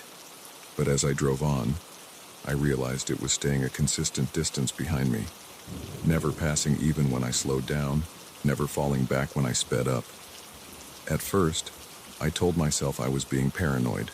It was probably just someone heading in the same direction. Maybe another family visitor heading home. But as the minutes stretched into an hour, then two, the knot in my stomach grew tighter. I tried all the usual tricks. I varied my speed, slowing down to let them pass, then speeding up well over the limit. The car matched my pace exactly. I put on my turn signal as if I was going to exit, then stayed on the highway at the last second. The car behind me did the same. By now, my heart was racing. This wasn't normal behavior. Whoever was behind me was definitely following me, and out here, with no other cars in sight and the next town miles away, I felt incredibly vulnerable. I checked my cell phone in hoping to call for help, but of course there was no signal, just my luck to be in one of the few dead zones left in the country. As I wrestled with what to do next, the car behind me suddenly sped up. In seconds, it was right on my bumper, so close I couldn't even see its headlights in my rearview mirror anymore. My hands clenched the steering wheel, knuckles white with fear. Then, without warning, the car swerved into the left lane and pulled up alongside me. I kept my eyes fixed firmly on the road ahead, too terrified to look over. But I could feel the other driver's gaze on me, boring into the side of my head. Slowly, against my better judgment, I turned to look. The other car's windows were tinted, too dark to see inside. But as I watched, the driver's window began to roll down. I snapped my eyes back to the road, my breath coming in short, panicked gasps. What did they want? Were they going to try to run me off the road? My mind raced through worst-case scenarios, each more terrifying than the last. A horn blared, long and loud, making me jump in my seat. The other car was signaling for me to pull over. Fat chance of that happening. If anything, I pressed harder on the gas pedal. The other driver matched my speed, staying right beside me. Then, I heard a voice, carried on the wind rushing between our cars. "Pull over. You need to pull over now." It was a man's voice, deep and insistent. I shook my head, more to myself than to him. There was no way I was stopping out here in the middle of nowhere with this lunatic. The man's voice came again, more urgent this time. Your back tire. It's about to blow. Pull over. My back tire? I risked a glance at my side mirror, but I couldn't see anything wrong. This had to be a trick, right? Some ploy to get me to stop so he could... What? Rob me. Worse. But a seed of doubt had been planted. What if he was telling the truth? What if my tire was about to blow out? At these speeds, on this empty road, that could be deadly. I had a split second to make a decision. Trust this stranger who had been following me for hours, or risk a potentially fatal accident.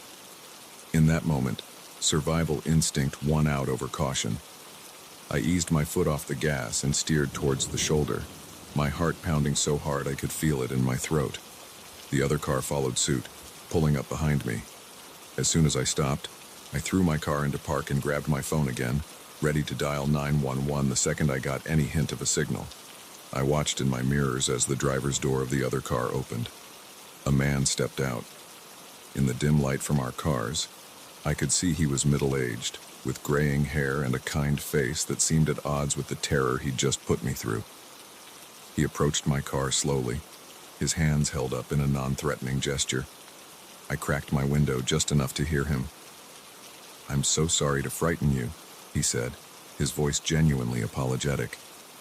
"But your back right tire is shredding. Another few miles and it would have blown out completely." I stared at him, my mind struggling to process this turn of events. "What? How do you know that?" He gestured to my car. "I noticed it about an hour ago.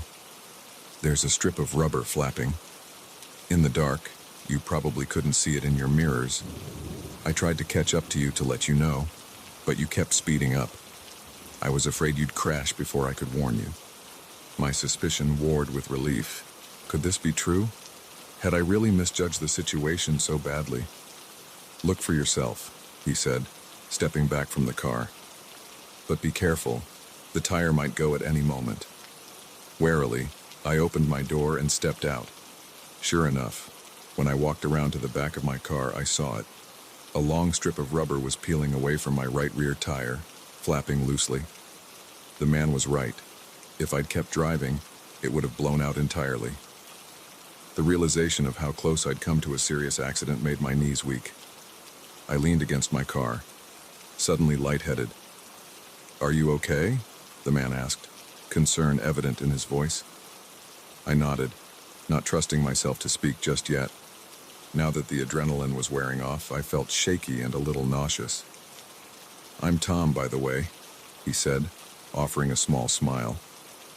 "I'm sorry again for scaring you. I know how it must have looked, me following you like that. I should have found a better way to get your attention." I introduced myself, still feeling a bit dazed. "Thank you," I added. "You might have saved my life." Tom nodded. "Happy to help. Now, let's see about getting that tire changed, shall we? You've got a spare, I hope." For the next half hour, Tom helped me change my tire. As we worked, he told me about his job as a long-haul trucker, how he'd seen countless accidents caused by blown tires. "Oh, and that's why I always keep an eye out for other drivers," he explained, "especially at night. It's dangerous out here." By the time we finished, my fear had been replaced by gratitude, and more than a little embarrassment at how I'd misjudged the situation. Tom refused my offers of payment, waving them off with a smile. "Just pay it forward," he said. "Keep an eye out for others on the road. We've all got to look out for each other out here." As I watched Tom drive away, I was struck by how quickly things can change. In the span of a few hours, I'd gone from terror to relief, from suspicion to gratitude. I'd been so quick to assume the worst, to see danger where there was only a stranger trying to help. The rest of my drive home was uneventful, but it gave me plenty of time to reflect. I thought about how fear can distort our perceptions, how easy it is to see threats in every shadow. But I also thought about Tom, and how there are still good people out there, willing to go out of their way to help a stranger. As I pulled into my driveway, exhausted but safe, I made a promise to myself. I would try to be more like Tom, to look out for others, to offer help even when it might be misunderstood. Because sometimes, the real danger isn't the stranger behind you on a dark road. Sometimes, the real danger is in letting fear close our hearts to the possibility of human kindness. The next time I saw headlights in my rearview mirror on a lonely stretch of road, I didn't feel fear. Instead, I smiled, remembering Tom and the lesson he taught me about trust, kindness, and the unexpected ways we can look out for each other in this unpredictable journey we call life.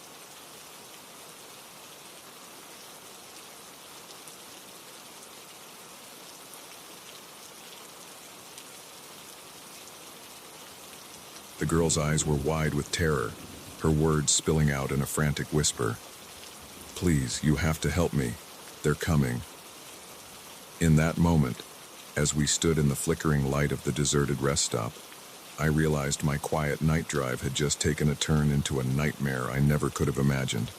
It was just past midnight, and I'd been on the road for hours.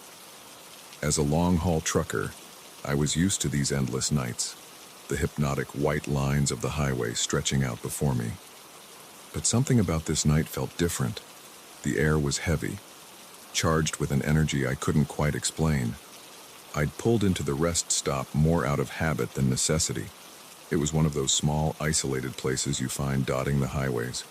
Just a few dim lights, a couple of vending machines, and a block of weathered restrooms. As I stepped out of my truck, stretching my legs, I noticed how quiet it was.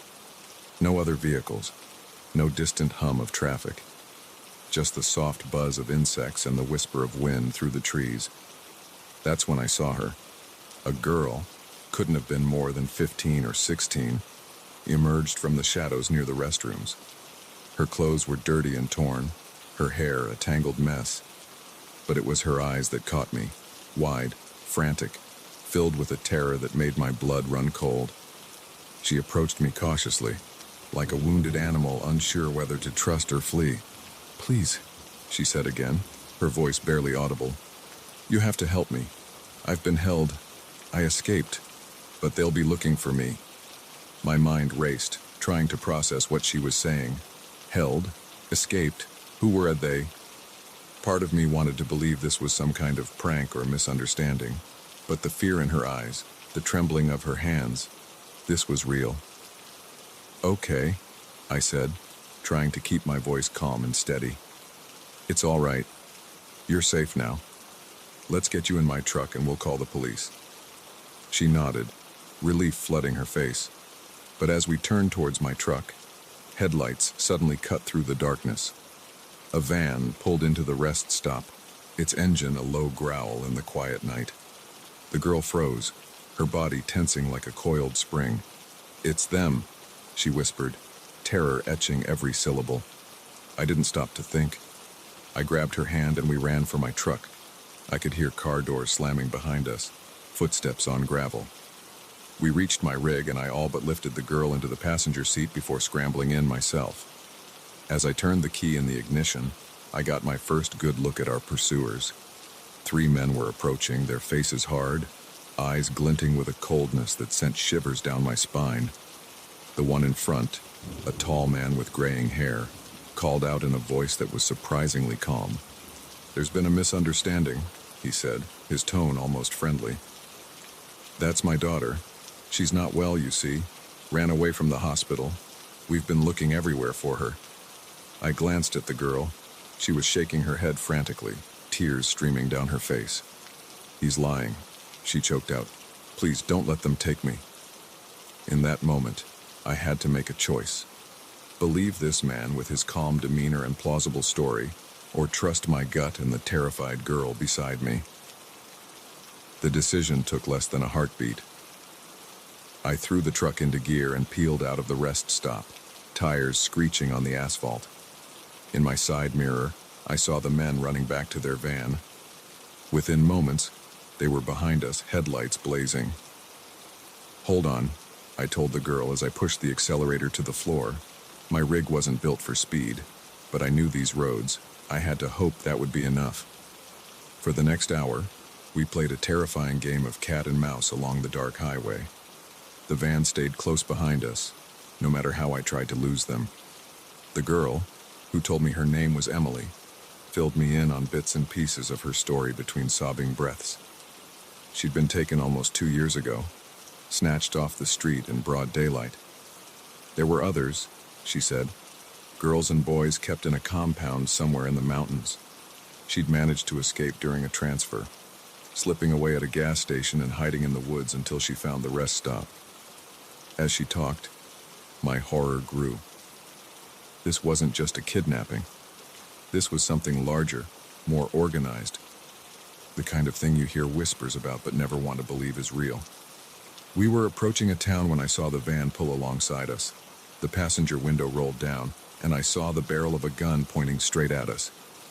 "Pull over now!" the man from earlier shouted, his friendly demeanor gone. "Or we start shooting." Emily whimpered beside me, curling into a ball in her seat.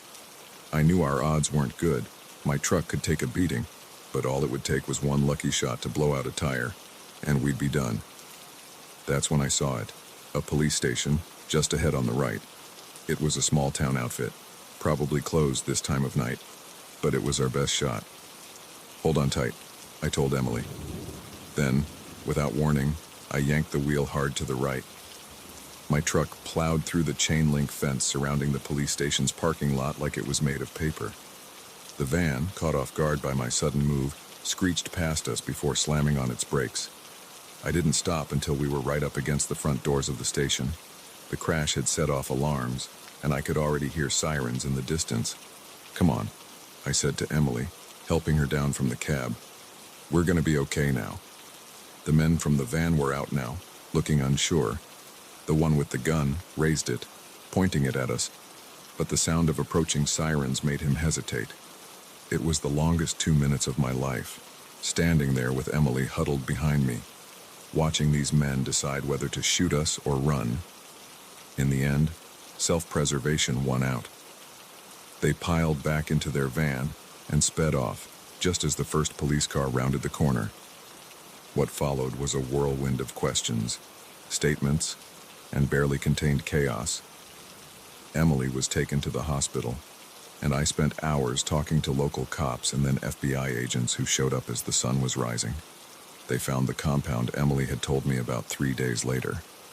17 kids were rescued, some of whom had been missing for years. The men who had chased us were arrested trying to cross the Canadian border. Months later, after the trials were over and the media frenzy had died down, I received a letter. It was from Emily. She wrote about her recovery, her reunion with her family, her plans for the future. But what stuck with me were her final words. "You could have driven away that night. You could have believed their lies or decided it wasn't your problem. But you didn't. You chose to help a stranger, and in doing so you saved not just my life, but the lives of so many others. I'll never be able to thank you enough, but I promise to live my life in a way that honors what you did for me. You're my hero, and I'll never forget you." I folded the letter carefully and tucked it into my wallet, where I keep it to this day. Sometimes, on long nights when the road seems endless and the world feels cold, I take it out and read it again. It reminds me that even in our darkest moments, there's always hope. And sometimes, all it takes to change a life, or many lives, is the courage to help a stranger in need. As I drive my routes now, I keep a sharper eye out at those lonely rest stops, not out of fear, but with the knowledge that you never know when you might be called upon to make a difference. That night changed me, showed me the depths of both human cruelty and human resilience. But more than anything, it taught me that we all have the power to be heroes in our own way. All we have to do is be willing to act when the moment comes.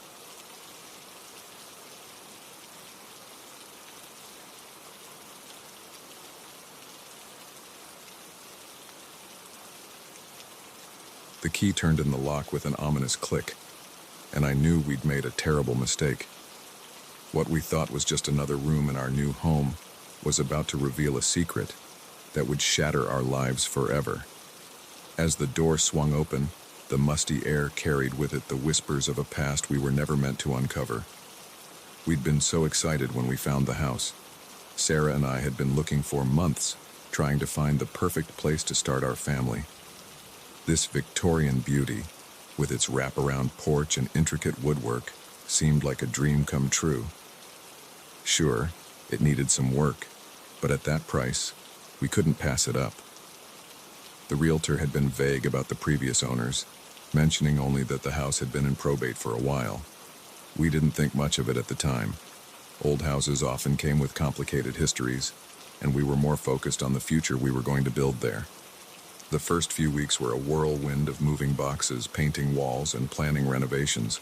We threw ourselves into making the house our own, reveling in the excitement of home ownership, but as the days passed, little things started to nag at me.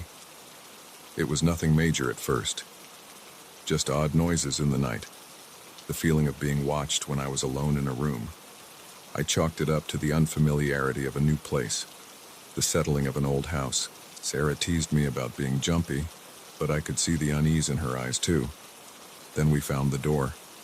It was hidden behind an old wardrobe in what we'd planned to make the nursery. We only discovered it when we were moving furniture around, trying to decide on the perfect layout for the baby's room. The wardrobe had left marks on the faded wallpaper, and as I was examining them, my hand brushed against something that felt different. A seam in the wall, almost invisible unless you knew to look for it. Curious, we pulled the wallpaper away, revealing a door that had been papered over. It was solid oak, with an antique brass lock that looked far newer than it should have been. We searched the house for a key that might fit, but came up empty-handed. That door became an obsession for us. What was behind it? Why had someone gone to such lengths to hide it? We debated calling a locksmith, but something held us back. It felt like crossing a line, like we'd be intruding on something we weren't meant to see. But the mystery ate at us. We'd lie awake at night, speculating about what could be hidden in our own home. A secret room, valuable antiques, or something darker. It was Sarah who finally made the decision. She came home one day with a locksmith's card in hand. "I can't take it anymore," she said, her voice a mix of excitement and apprehension. "We need to know." The locksmith arrived the next morning. He was an older man with kind eyes and gnarled hands that spoke of decades of experience. As he worked on the lock, he chatted amiably about other old houses he'd worked on, the secrets they'd held. "You'd be surprised," he said, his tools clicking softly in the lock. "People hide all sorts of things in these old places. Once found a whole room full of Prohibition-era hooch behind a fake wall." I laughed nervously, trying to ignore the knot of anxiety in my stomach. What would we find?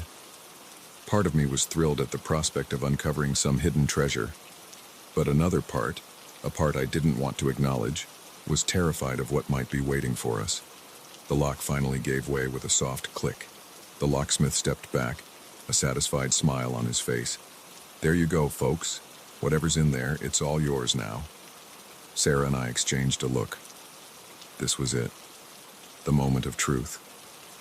With a deep breath, I reached for the handle and pushed the door open.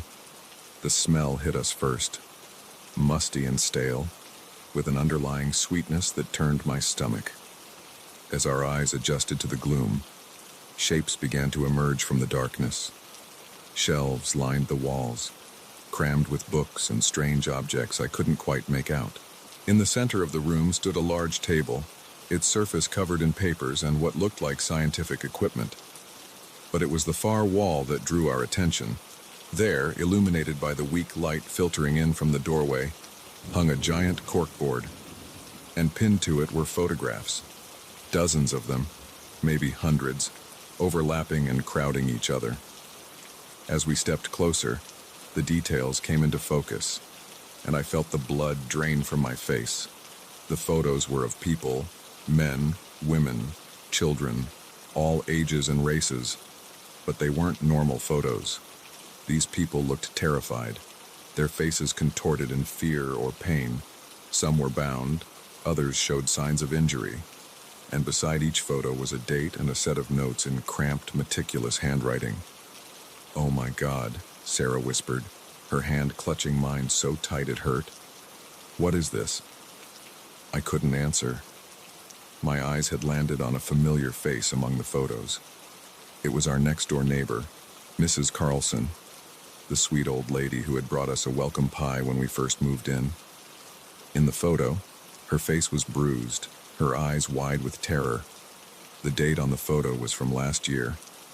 My mind reeled, trying to make sense of what I was seeing. This couldn't be real. It had to be some kind of sick joke, or a movie prop left behind by previous owners. But deep down, I knew. This was real. We had stumbled into something dark and terrible, something that had been happening right under our noses. Sarah's scream snapped me back to reality. She was pointing at another photo, her hand shaking. It was us. The picture had clearly been taken recently, showing Sarah and me standing on our front porch, unaware we were being watched. The date was from just a week ago, and beside it was a single word that made my blood run cold. Soon. We ran. We didn't stop to grab anything, didn't pause to lock the front door behind us. We just ran, piling into our car and speeding away from the house that had so quickly transformed from our dream home into a nightmare. We went straight to the police station, our words tumbling out in a frantic jumble as we tried to explain what we'd found. The officers looked skeptical at first, but something in our terror must have convinced them. They sent a team to the house immediately. What they found confirmed our worst fears. The room was a meticulous record of decades of abductions and murders. The books on the shelves were journals, detailing each crime in horrifying detail.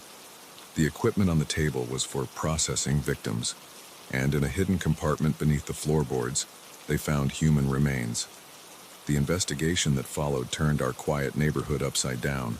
It turned out the previous owner of our house, a man named Gerald Hoffman, had been a serial killer active for over 30 years. He had died of a heart attack 6 months before we bought the house, taking his secrets to the grave. Or so he thought.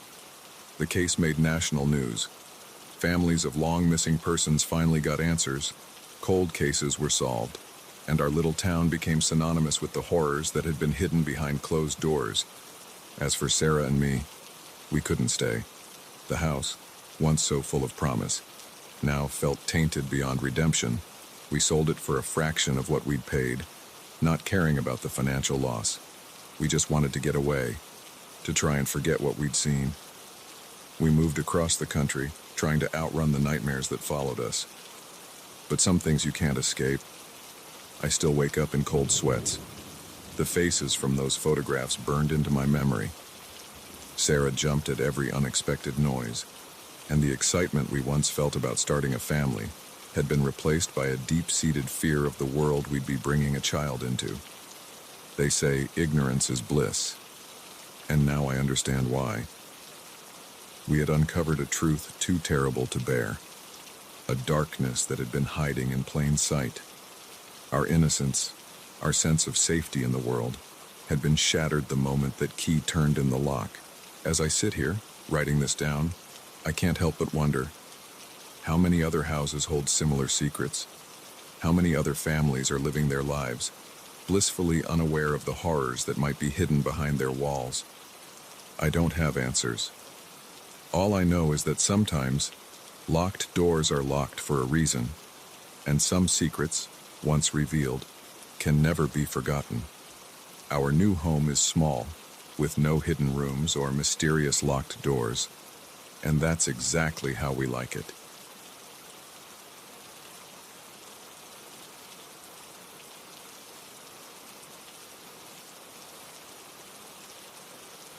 The first time I noticed the vase had moved, I told myself I was imagining things. By the third time, I knew someone, or something, was in the house with me. What I didn't know was that my quiet house-sitting gig was about to become a waking nightmare. It was supposed to be an easy job. My friend Sarah was going on a month-long trip to Europe, and she needed someone to watch her house and take care of her cat. I jumped at the chance, a whole month in a beautiful Victorian home, away from my noisy apartment and annoying roommates. It sounded like heaven. The first few days were blissful. I spent my time exploring the house, admiring Sarah's eclectic art collection and curling up with a good book in the sunroom. The cat, Mr. Whiskers, was aloof but low maintenance. I fell into an easy routine of working remotely during the day and enjoying the peace and quiet in the evenings. It was on the fourth night that I first felt something was off. I was in the kitchen making dinner when I got the distinct sensation that someone was watching me. I turned around, half expecting to see Mr. Whiskers perched on the counter, but the room was empty. I shrugged it off, blaming it on being in an unfamiliar house. But the feeling persisted. Over the next few days, I found myself constantly looking over my shoulder, startling at small noises. I told myself I was being silly, that it was just the creaks and settling of an old house. But deep down, a seed of unease had been planted. Then, things started to move. It was small at first. A book I could have sworn I left on the coffee table was suddenly on the shelf. The throw pillows on the couch were arranged differently than I remembered. Little things that were easy to dismiss as forgetfulness or the cat's doing. But then I noticed the vase. It was a striking piece. Hand-blown glass in swirls of blue and green. Sarah had it displayed prominently on a side table in the living room. One morning, I walked into the room and stopped short. The vase was now on the mantel above the fireplace. I stood there staring at it, my mind racing. I knew I hadn't moved it. Mr. Whiskers, while mischievous, couldn't possibly have lifted such a heavy piece. For a moment, I wondered if Sarah had come home early and was playing a prank on me. But no, that was ridiculous. She was halfway across Europe. I carefully picked up the vase and returned it to its original spot, trying to shake off the uneasy feeling settling in my stomach. But over the next few days, I found the vase in a new spot every morning. On the dining room table, in the study, once, inexplicably, in the bathtub. Each time I would return it to its place, and each time my sense of unease grew. I started having trouble sleeping, lying awake at night, straining to hear any sound of movement in the house. But it was always silent. I thought about calling Sarah, but what would I say? That I thought her house was haunted, that someone was breaking in every night just to move a vase around. I'd sound insane. So I kept quiet, hoping that whatever was happening would stop on its own. It didn't. If anything, it escalated. One night, about 2 weeks into my stay, I woke up to the sound of music playing softly downstairs. It was an old jazz tune, the kind Sarah loved. My heart pounding, I crept down the stairs, a heavy flashlight clutched in my hand as a makeshift weapon. The music was coming from the study. As I approached, I saw a faint light spilling out from under the door. I took a deep breath, steeling myself, and pushed the door open. The room was empty. The old record player in the corner was on, the vinyl spinning silently now that the song had ended.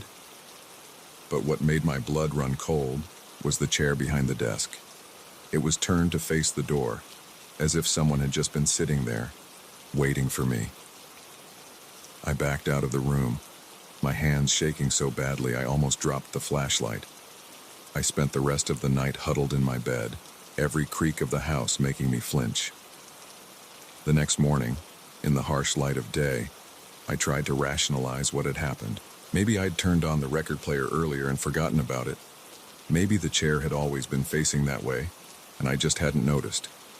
But deep down, I knew better. I started spending as much time out of the house as possible, coming back only to sleep and feed Mr. Whiskers.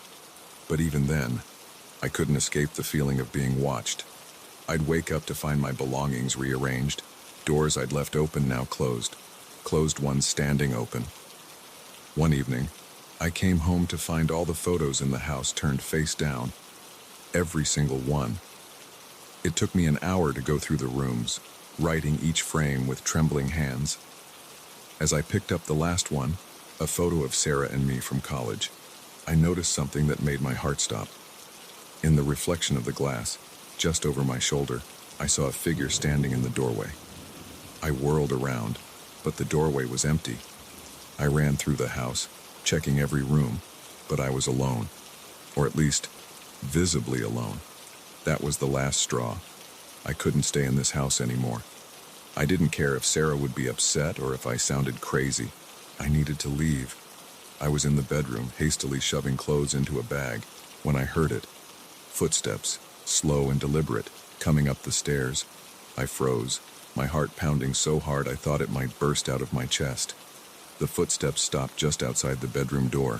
For a long moment, there was only silence. Then, slowly, the door handle began to turn.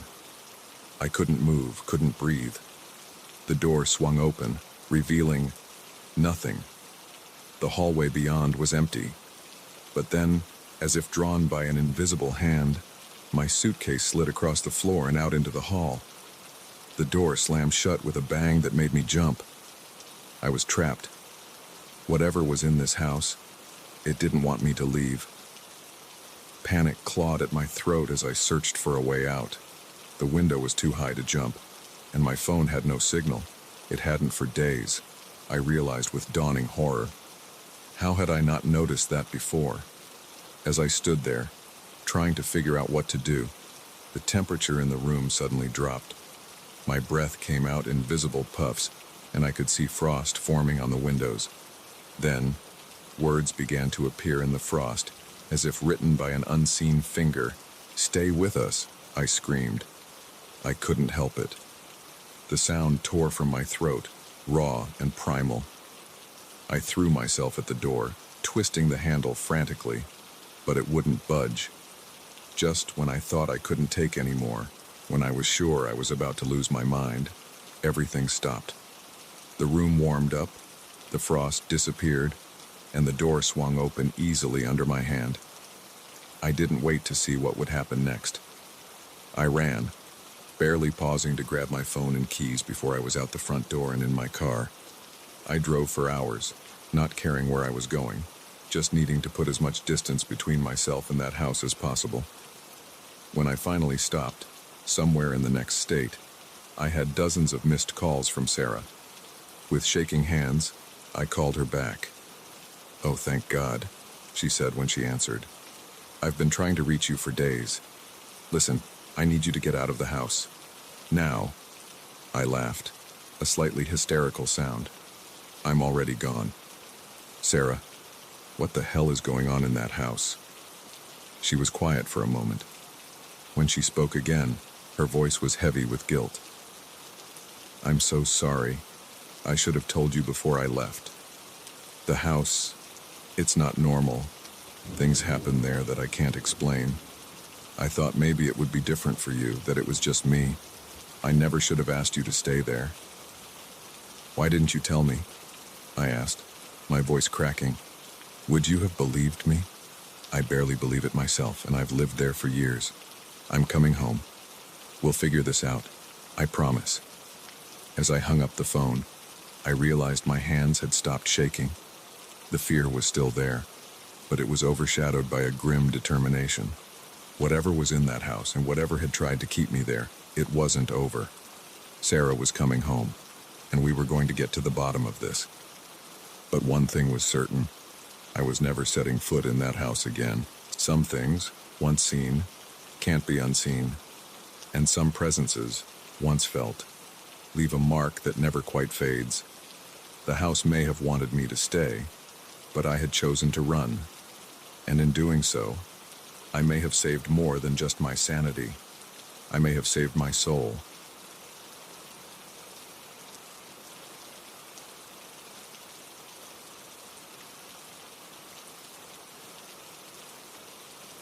The message glowed ominously on my phone screen.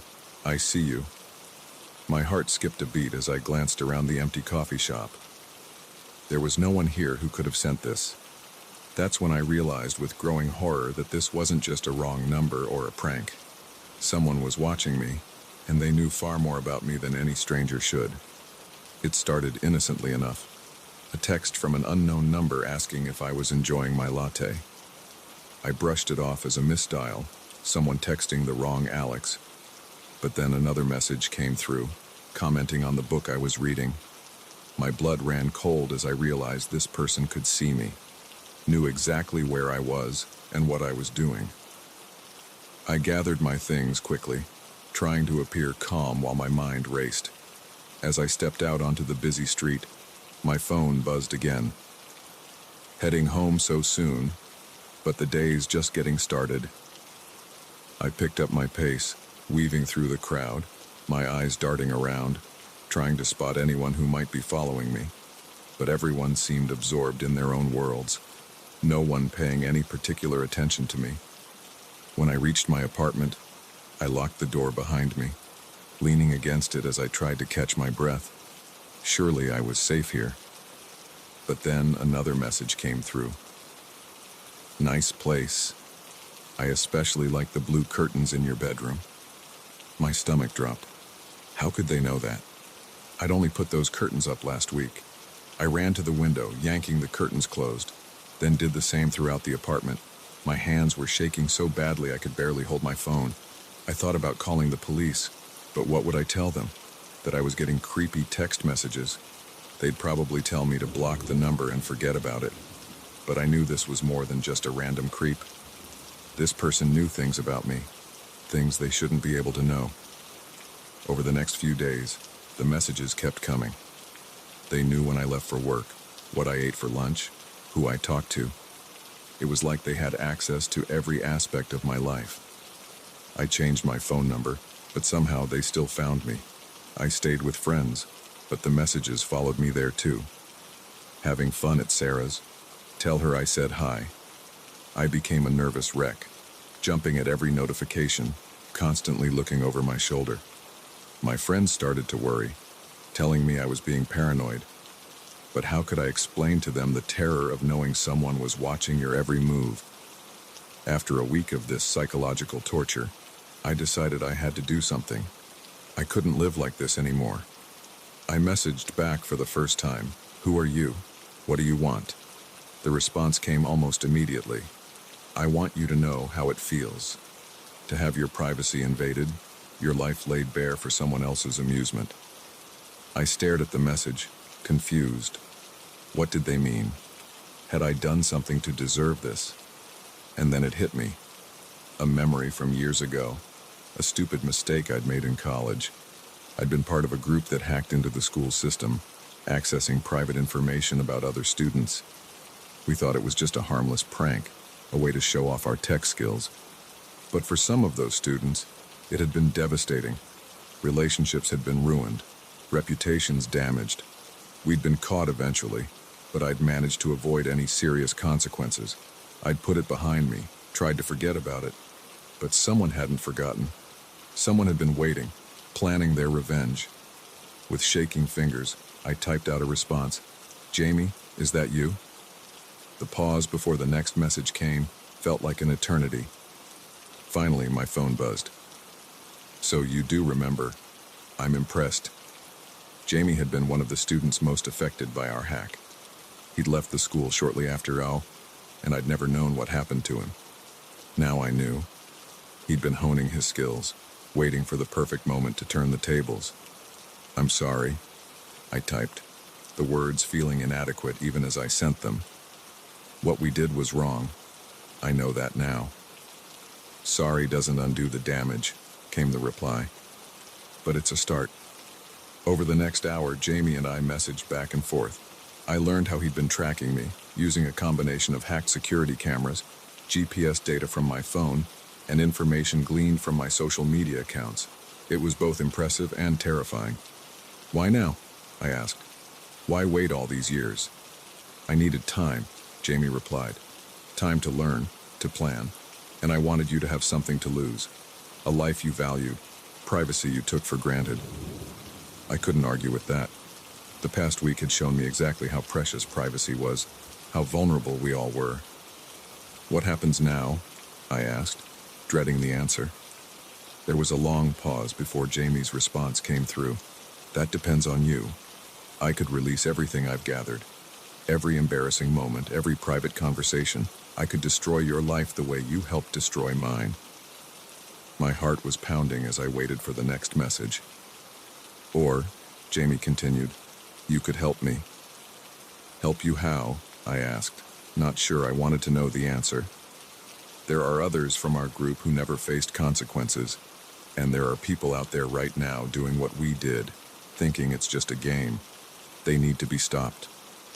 I sat there, staring at my phone, my mind reeling.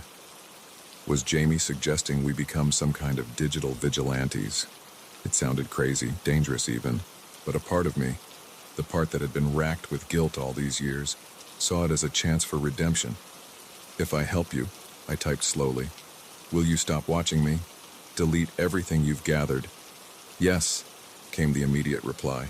You have my word. I took a deep breath, knowing that my answer would change my life irrevocably. But hadn't it already been changed? Could I really go back to my normal life, pretending this had never happened? Okay, I replied. I'm in. Good, Jamie responded. Check your email. I've sent you instructions for our first target. As I opened my laptop, I felt a mix of fear and excitement. I was stepping into a world I thought I'd left behind, but this time I'd be using my skills to help people, not hurt them. The next few months were a whirlwind. Jamie and I worked together, exposing hackers, shutting down invasion of privacy operations, and educating people about online security. It was challenging, often scary work, but for the first time in years, I felt like I was doing something truly meaningful. True to his word, Jamie deleted all the information he'd gathered on me. Our relationship evolved from one of fear and resentment to a wary partnership, and eventually, to something resembling friendship.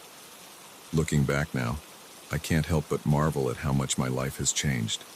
That first terrifying message, I see you, had set me on a path I never could have imagined. It taught me the true value of privacy, the weight of our actions, and the power of redemption. Now, when I walk down the street or sit in a coffee shop, I no longer feel watched. But I do feel aware of the digital world swirling around us, of the responsibility we all have to protect ourselves and others in this interconnected age. And sometimes, when my phone buzzes with a new message, I still feel a flutter of anxiety. But more often than not, it's just Jamie sending me details of our next mission. Because in this digital age, there's always another wrong to right, another privacy to protect. And thanks to one terrifying week of being watched, I'm now the watcher, the protector, trying to make the online world a little safer for everyone.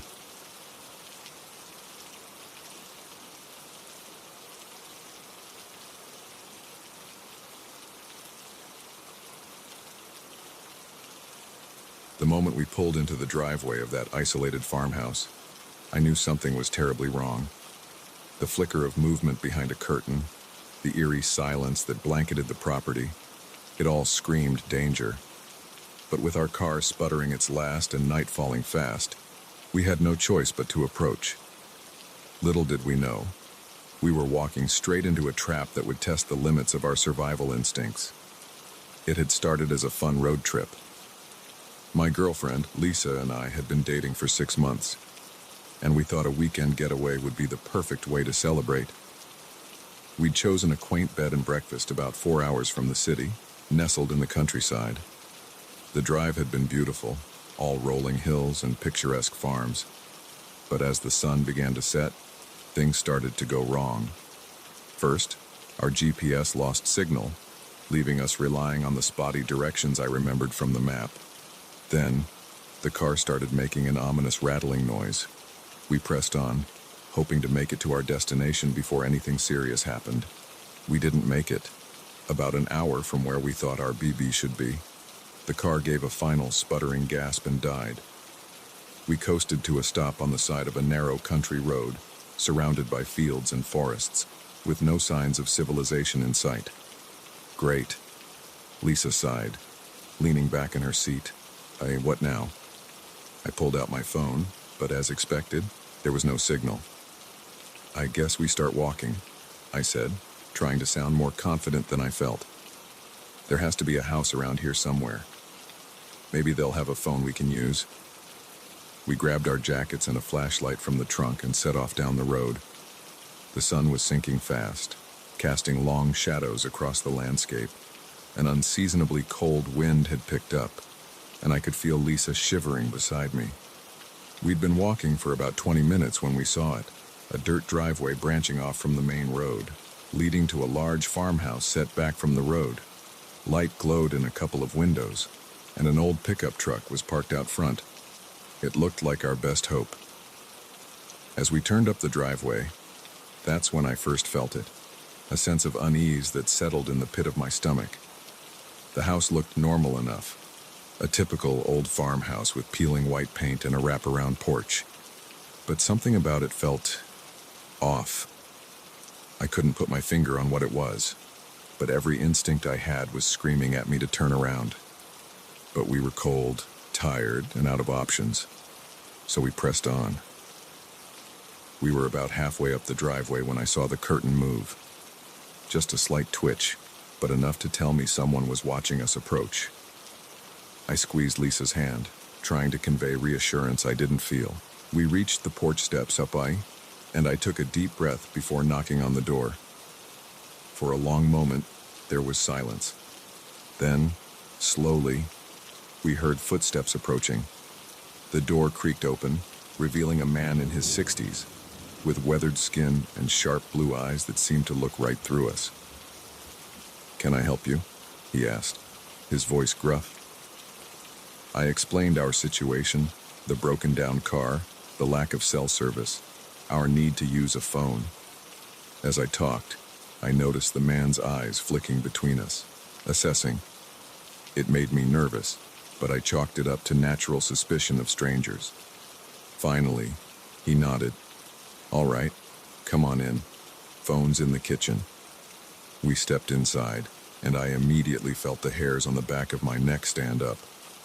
The house smelled musty, with an underlying scent I couldn't quite place but that made my stomach turn. The decor was old-fashioned, but what struck me was how unlived in it felt, like a museum exhibit rather than a home. The man, who introduced himself as Frank, led us to the kitchen. An older woman stood at the sink, her back to us. She turned as we entered, and I had to suppress a gasp. Her face was blank, expressionless, her eyes as empty as a doll's.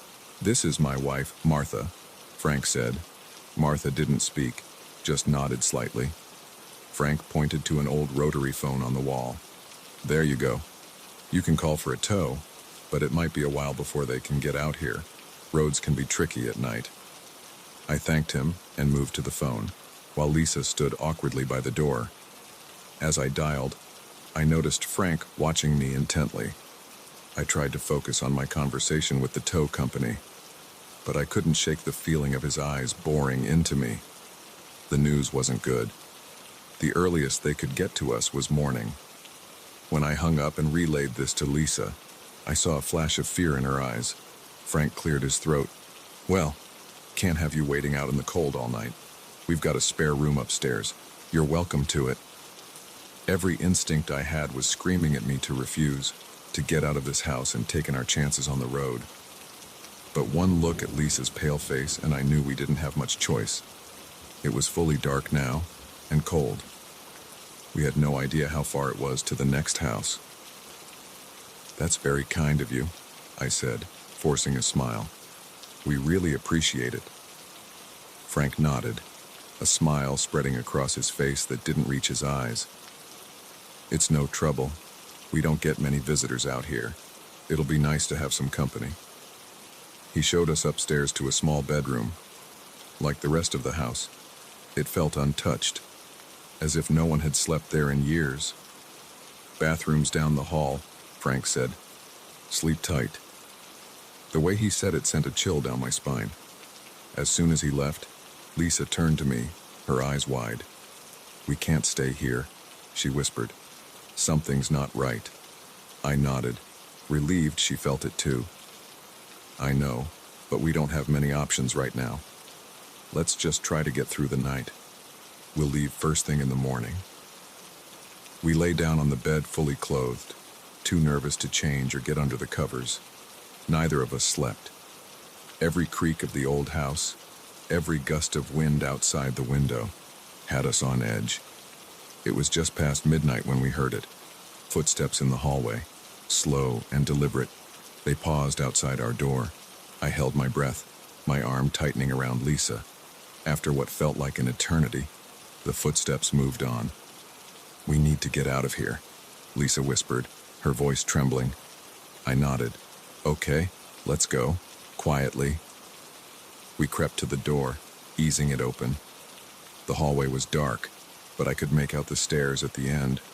We tiptoed towards them, every floorboard creak sounding like a gunshot in the silence.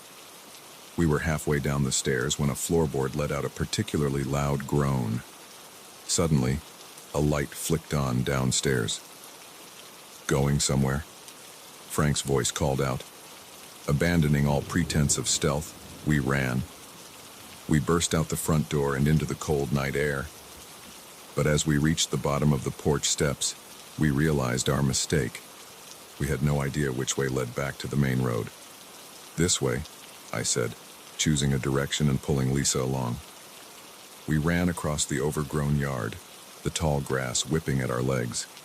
Behind us, I could hear Frank's voice, calling out in a sing-song tone that made my blood run cold. Now, don't be rude. The fun's just getting started." We reached the edge of a cornfield and plunged in, the dry stalks scratching at our faces as we pushed through. I could hear movement behind us, Frank crashing through the corn in pursuit. We ran until our lungs burned, until I thought my heart might burst from my chest. Finally, we broke free of the cornfield and found ourselves on a dirt road. In the distance, I could see lights, a house, or maybe a gas station. "Come on," I gasped, pulling Lisa towards the lights. Behind us, I could hear Frank's angry shouts growing fainter. We stumbled into the parking lot of a small gas station, startling the attendant inside. He took one look at our wild eyes and scratched faces and reached for the phone. The police arrived quickly. As we sat in the back of a patrol car, wrapped in shock blankets, I watched more cars pull up, heading in the direction of Frank's farm. An officer took our statement, his face growing grimmer with each detail we shared. It wasn't until later, after we'd been checked out at a hospital and given a place to rest, that we learned the truth. The farm had belonged to Frank and Martha for decades, but Martha had died years ago. Frank had suffered a breakdown, unable to let her go. The woman we'd seen wasn't Martha, but one of several missing persons Frank had abducted over the years, trying to recreate his lost wife. The police found evidence of other victims on the property. Frank was arrested, and the woman we'd thought was Martha was rescued, along with 2 others held in the basement. In the days and weeks that followed, as we gave statements and tried to process what had happened, one thought kept running through my mind. How close we'd come to becoming just another missing persons case, another victim of a madman's delusion. Lisa and I stayed together, bonded by our shared trauma, but we never took another road trip. Sometimes, when I'm driving down a dark road at night and I see a lonely farmhouse in the distance, I feel that same chill I felt that night, and I keep driving, never stopping, always wary of the secrets that might be hiding behind a seemingly innocent facade.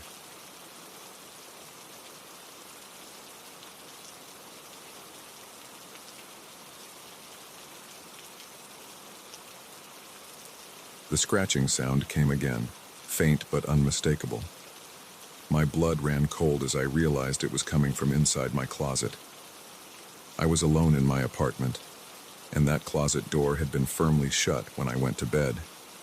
Whatever was in there now hadn't come through the front door. I'd always been a light sleeper, which is probably what saved my life that night. The sound was so soft at first that I thought I might have dreamed it, but as I lay there in the darkness, straining my ears, I heard it again. A light scraping, like fingernails on wood, coming from the direction of my bedroom closet. My first thought was that it must be a mouse. The building was old, and I'd heard other tenants complain about rodents before. But as I listened, the sound became more deliberate, more rhythmic. This wasn't the random scurrying of a small animal. This was something else entirely. I reached for my phone on the nightstand, my hand shaking so badly I nearly knocked it to the floor. The bright screen made me squint as I pulled up the camera app, switching it to video mode. If there was something in my closet, I wanted proof. Slowly, I sat up in bed, keeping my eyes fixed on the closet door. The scratching had stopped, but now I could hear something else. Breathing, slow and steady, like someone trying very hard to be quiet. My heart was pounding so hard I was sure whatever was in there must be able to hear it. I wanted to run, to bolt out of my apartment and never look back. But a morbid curiosity kept me rooted in place. I had to know what was in there. With my phone held out in front of me, I eased out of bed. The floor creaked under my feet, and I froze, waiting. The breathing in the closet hitched for a moment, then resumed its steady rhythm. Step by agonizing step, I made my way across the room. Time seemed to stretch, each second feeling like an eternity. As I got closer, I could smell something, a musty odor, like old sweat and something vaguely metallic. I was an arm's length from the closet now. My free hand hovered over the doorknob, trembling. I took a deep breath, steeling myself, and then in one swift motion, I yanked the door open. The smell hit me first, stronger now. Then my eyes adjusted to the darkness of the closet, and I saw it. A figure, crouched in the back corner, partially hidden behind my hanging clothes. It was humanoid, but in the dim light, something about its proportions seemed off. For a moment, we both froze, staring at each other. Then, with a speed that seemed impossible, it lunged at me. I stumbled backward. A scream caught in my throat. The creature, person, fell forward onto the bedroom floor. In the light from my phone, I could see it clearly now. It was a man, or at least it had been once. His skin was pale and waxy, his eyes sunken and wild. He was emaciated, his clothes hanging off him in tatters. But what struck me most were his hands. His fingers were unnaturally long, the nails grown into thick, yellowed claws. These were what had made the scratching sound. He scrabbled to his feet, those terrible hands reaching for me. I turned and ran, my phone clattering to the floor behind me. I heard it shatter, plunging the room into darkness. I made it to the living room, my mind racing. The front door was just a few feet away. If I could get out, call for help. But I never made it. Something hit me from behind, sending me sprawling onto the floor. The impact knocked the wind out of me. And before I could recover, I felt those claw-like hands on my shoulders, flipping me over. The man, creature, whatever it was, loomed over me. Up close, I could see that his teeth were filed to points. He grinned down at me, and I felt a wave of pure terror wash over me. "Shh," he whispered, his voice raspy from disuse. "I've been waiting so long to meet you." I opened my mouth to scream, but he clamped one of those terrible hands over my face. The smell of him was overwhelming, and I felt myself starting to black out. The last thing I remember before losing consciousness was his voice, whispering in my ear, "We're going to have so much fun together." When I came to, I was no longer in my apartment. The air was damp and cool, and I could hear water dripping somewhere nearby. I tried to move, but found my hands and feet were bound tightly. As my eyes adjusted to the dim light, I realized I was in some kind of underground chamber. The walls were rough stone, and the only illumination came from a few candles placed around the room. I wasn't alone. There were others, at least 3 that I could see, similarly bound. They looked at me with a mixture of pity and resignation. One, a woman who might have been in her 30s, shook her head slightly when she saw me looking at her, as if to say, "Don't bother trying to escape." I heard movement from the shadows, and then he appeared, the creature from my closet. In this light, he looked even less human. His movements were jerky and unnatural, like a puppet with tangled strings. "Ah, you're awake," he said, that terrible grin spreading across his face again. "Good. It's no fun when they sleep through everything." I tried to speak, but my mouth was so dry no words would come out. He seemed to understand, though. "You're wondering why you're here, why I chose you." He crouched down next to me, his face uncomfortably close to mine. "I've been watching you for a long time, all of you, waiting for the perfect moment." He stood up and began pacing the room, his claws clicking against the stone floor. "You see, I need you. Your fear, your pain. It sustains me, keeps me young." He gestured to the other captives. "They've all contributed, but it's never enough. I always need more." As he spoke, I noticed something strange. His appearance seemed to be changing. The more he talked, the less monstrous he looked. His skin took on a healthier color, his frame filled out. Even his hands were changing, the claws receding. With growing horror, I realized what he was saying was literally true. He was feeding off our fear, our suffering. It was physically transforming him. What are you?" I managed to croak out. He paused in his pacing, turning to look at me with those wild eyes. "I've had many names over the centuries: vampire, wendigo, boogeyman, but names don't really matter, do they? What matters is what I can do." He knelt down beside me again, running one of those terrible hands through my hair in a parody of a gentle caress. "And what I can do, my dear, is live forever, as long as I have souls like yours to feed on." I squeezed my eyes shut, trying to will this all away. This couldn't be real. Monsters like this didn't exist. Any moment now, I'd wake up in my bed, and this would all have been a terrible nightmare. But when I opened my eyes, I was still there, still bound in that damp underground chamber, still at the mercy of this creature that defied explanation. He must have seen the despair in my eyes because he laughed. It was a horrible sound, like rocks grinding together. "Oh, don't look so sad. You should be honored. Your fear, your suffering, it will become part of me. In a way, you'll live forever too." With that, he stood and moved to one of the other captives, a young man who couldn't have been more than 20. What happened next, I can barely bring myself to describe. The screams echoed off the stone walls, mixing with the creature's laughter. I don't know how long I was in that place. Time lost all meaning. Day and night blurred together in an endless cycle of terror and pain. I watched as, one by one, the other captives were consumed is the only word I can think of. Their fear, their very essence, absorbed by this monster. And all the while, he changed. With each victim, he became more human in appearance. By the time he turned his attention fully to me, he could have passed for a normal man on the street. I'd like to say I was brave in the face of what I knew was coming, that I defied him to the end. But the truth is, I was broken.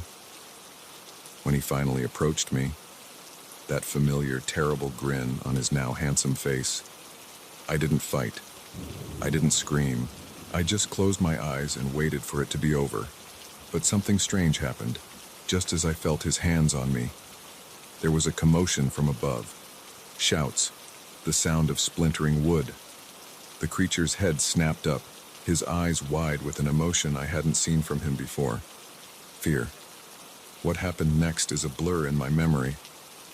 There were people in uniforms, bright lights, and loud voices.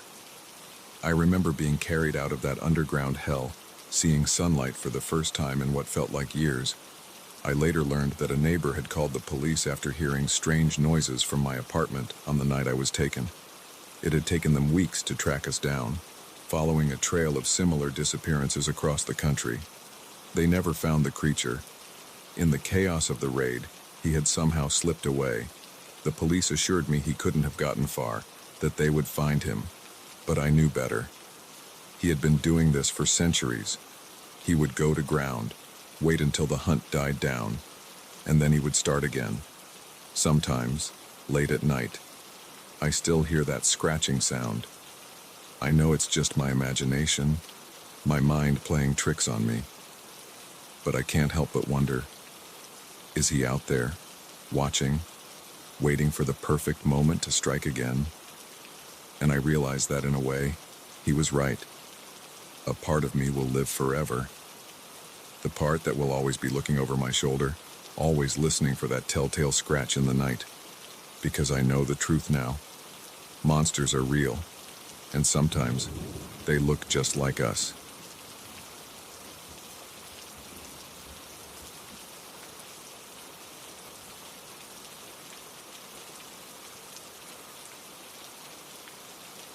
The moment I stumbled upon that hidden compound in the forest, I knew I'd discovered something I was never meant to see.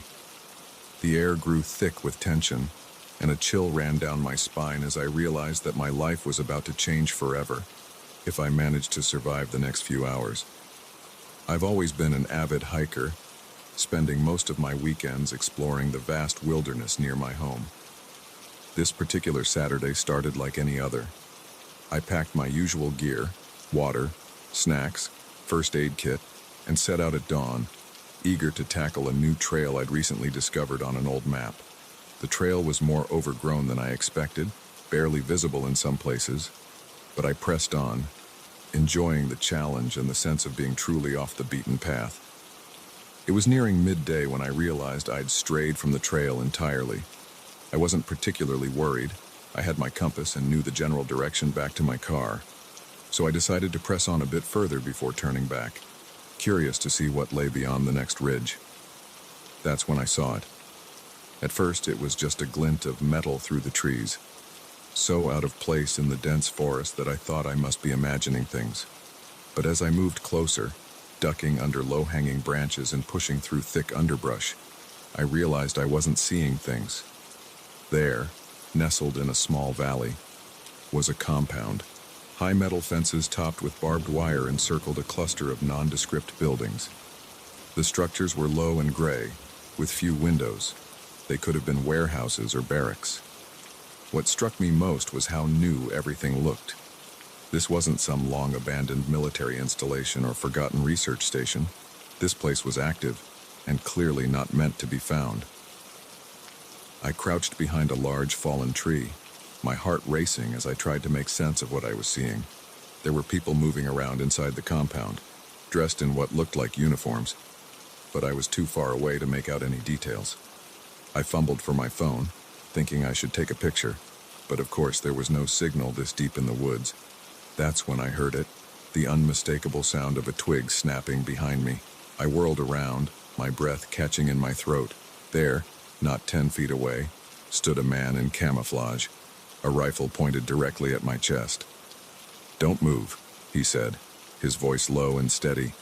"Hands where I can see them." I raised my hands slowly, my mind racing. Who were these people? What was this place? And more pressingly, what were they going to do with me? The man spoke into a radio clipped to his shoulder. "Base, this is Patrol 2. We have an intruder at the north perimeter. Bringing him in."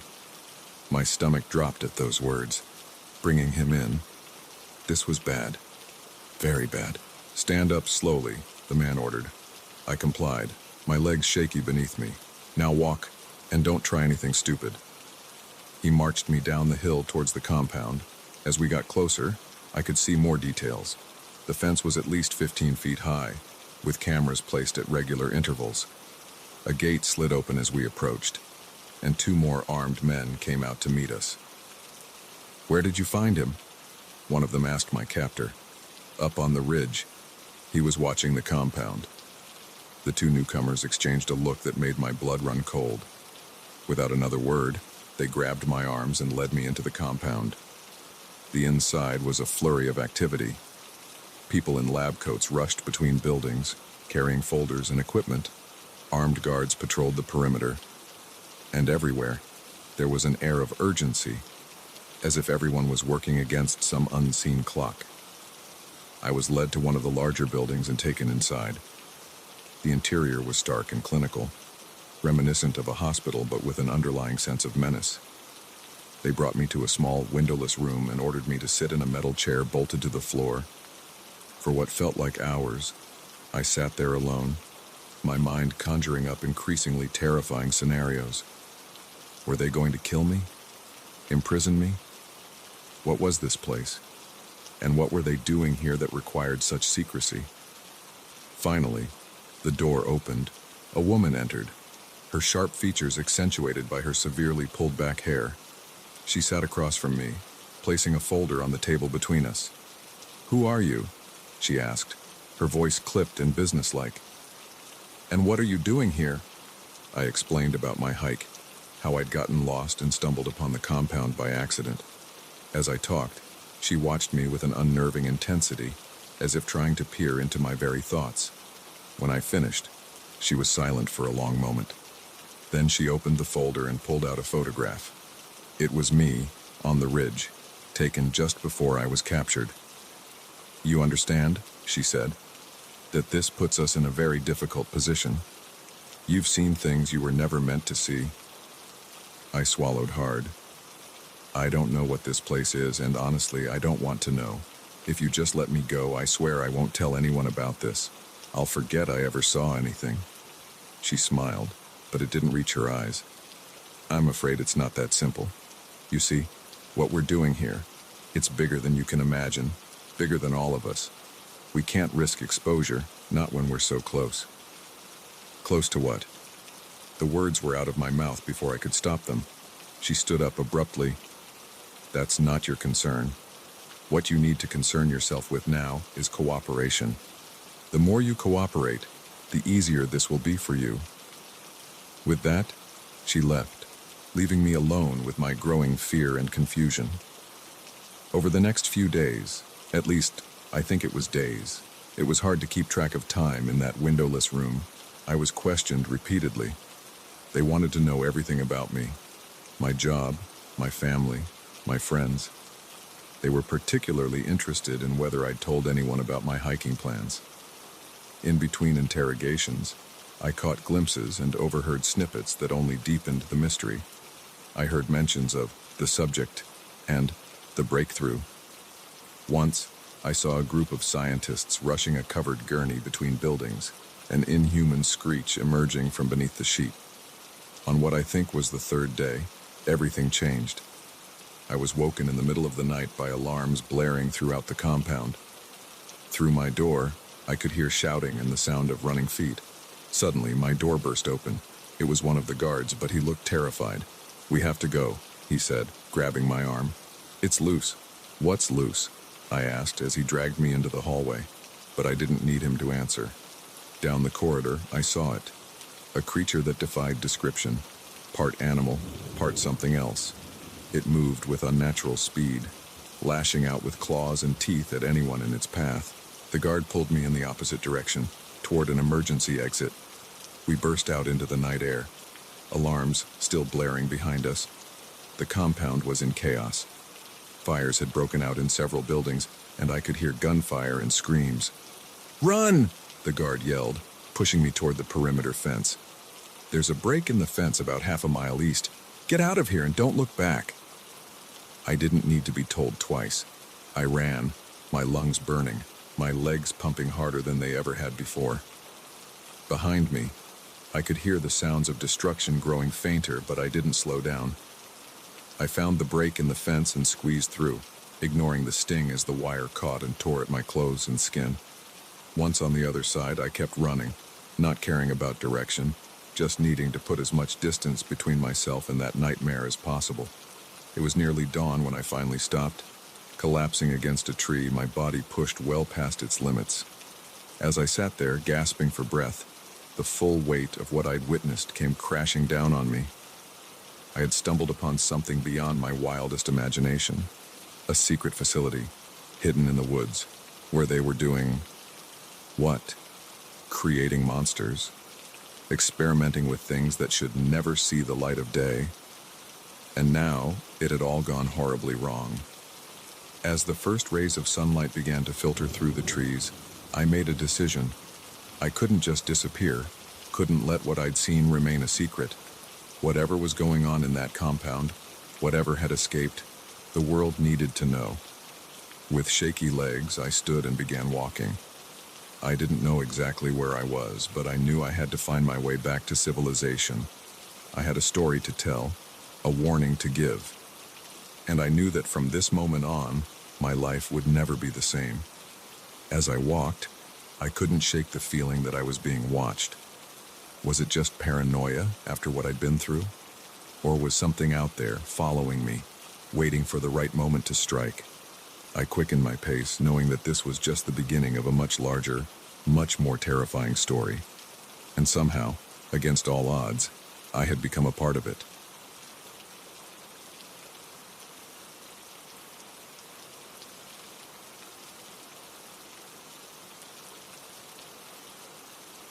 The first thing I noticed when I regained consciousness was the silence. Not the peaceful quiet of a lazy Sunday morning, but an oppressive, suffocating absence of sound that made my skin crawl. As my eyes adjusted to the dim light, panic set in. This wasn't my bedroom. I had no idea where I was or how I'd gotten there. But the note on the door made one thing terrifyingly clear. If I wanted to survive, I couldn't leave this room. My head was pounding, and my mouth felt like it was stuffed with cotton. I tried to piece together my last memories. I'd been at a bar, celebrating my promotion with colleagues. There had been drinks, lots of them. Someone had suggested moving the party to a club. After that, everything was a blur. I sat up slowly, fighting a wave of nausea. I was on a bare mattress in what looked like a small studio apartment. There was a kitchenette in one corner, a door that presumably led to a bathroom, and the main door with the ominous note. The windows were boarded up, allowing only slivers of light to penetrate the gloom. Stumbling to my feet, I made my way to the main door. The note was handwritten, the letters jagged and rushed. "Don't try to leave. Stay inside if you want to live." I stared at those words, reading them over and over, trying to make sense of them. Was this some kind of sick joke? A prank gone too far? I tried the door handle. Locked, of course. I pounded on the door, shouting for help, but the thick wood seemed to swallow my cries. After what felt like hours, my voice hoarse and my hands bruised, I gave up. The bathroom door, at least, was unlocked. I splashed water on my face, the cold shock helping to clear my head.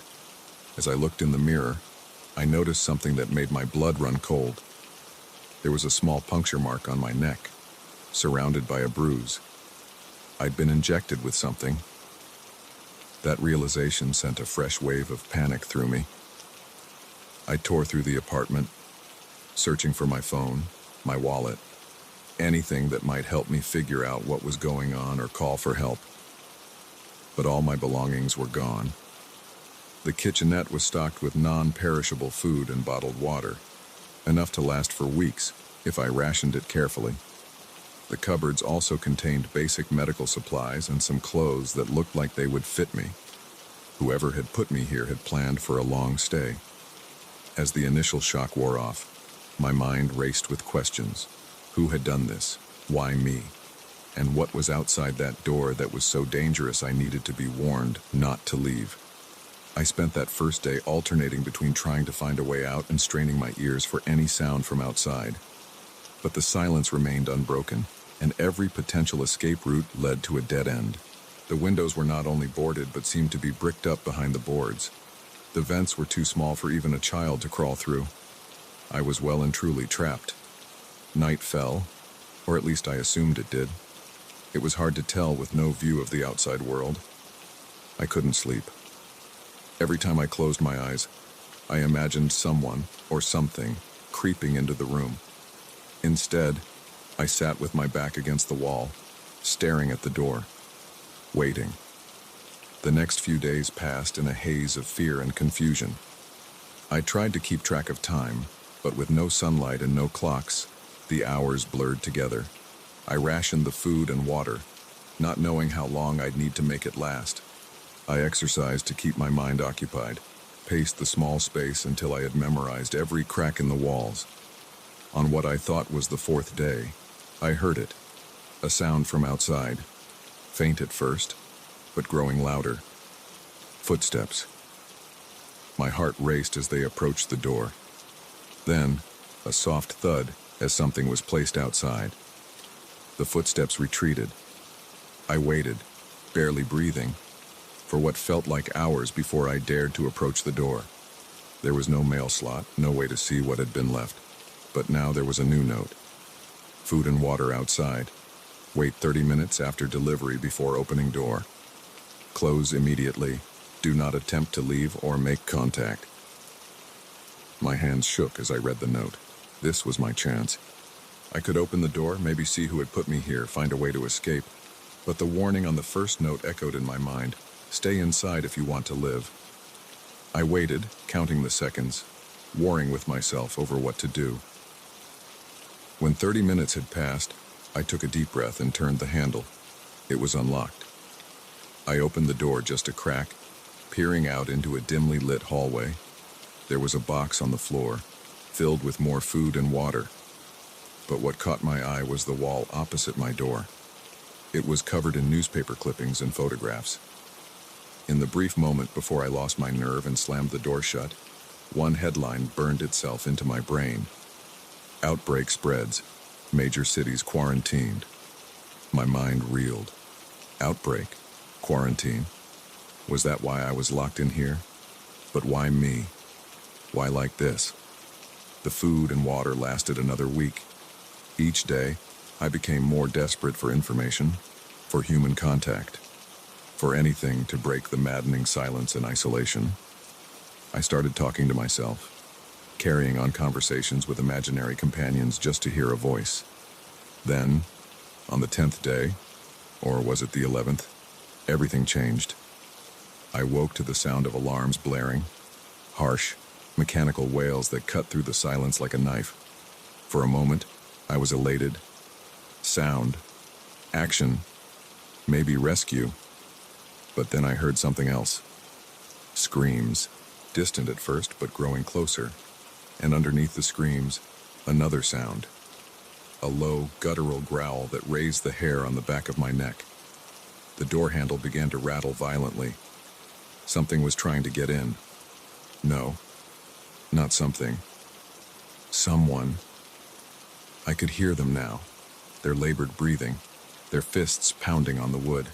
"Let me in," a voice cried, hoarse with fear. "Please, they're coming." I stood frozen, torn between the instinct to help and the warnings that had been drilled into me over the past days. The pounding grew more frantic. "Please, I can see you in there. Let me in." How could they see me? I hadn't moved near the door. A chill ran down my spine as I realized the implications. Whatever was out there, it wasn't human, not anymore. The pounding stopped abruptly, replaced by a wet, tearing sound and a scream that cut off mid-cry. Then, silence again, but not the same silence as before. This was the silence of a predator stalking its prey. I backed away from the door, my heart pounding so hard I was sure whatever was out there must be able to hear it. I retreated to the bathroom, locking the flimsy door behind me, knowing it wouldn't provide much protection if something really wanted to get in. Hours passed. The alarms eventually stopped, but the silence that followed was even worse. I strained my ears for any sound, any clue as to what was happening outside. Just when I thought I couldn't take the suspense any longer, I heard it. Footsteps in the hallway again, but different this time.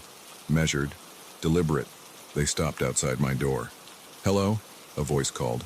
"We're here to evacuate the building. If you can hear me, please respond." I wanted to cry out, to rush to the door, but doubt nagged at me. What if it was a trick? What if opening that door meant death?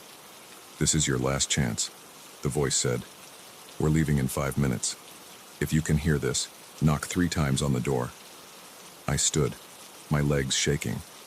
This was it, the moment of truth. Stay, and face an uncertain fate alone in this room. Or risk everything on the hope that salvation waited on the other side of that door. As I raised my hand to knock, a chilling thought struck me. In all the days I'd been here, through all the silence and isolation, I'd never once questioned why I had been chosen to be saved. What made me special? And more importantly, what price would I have to pay for that salvation? My knuckles hovered inches from the door as the seconds ticked by. 3 knocks stood between me and whatever awaited on the other side. 3 knocks to either save my life or end it. As I steeled myself to make my choice, I realized that the real test wasn't surviving this room. The real test was what I would do once I left it.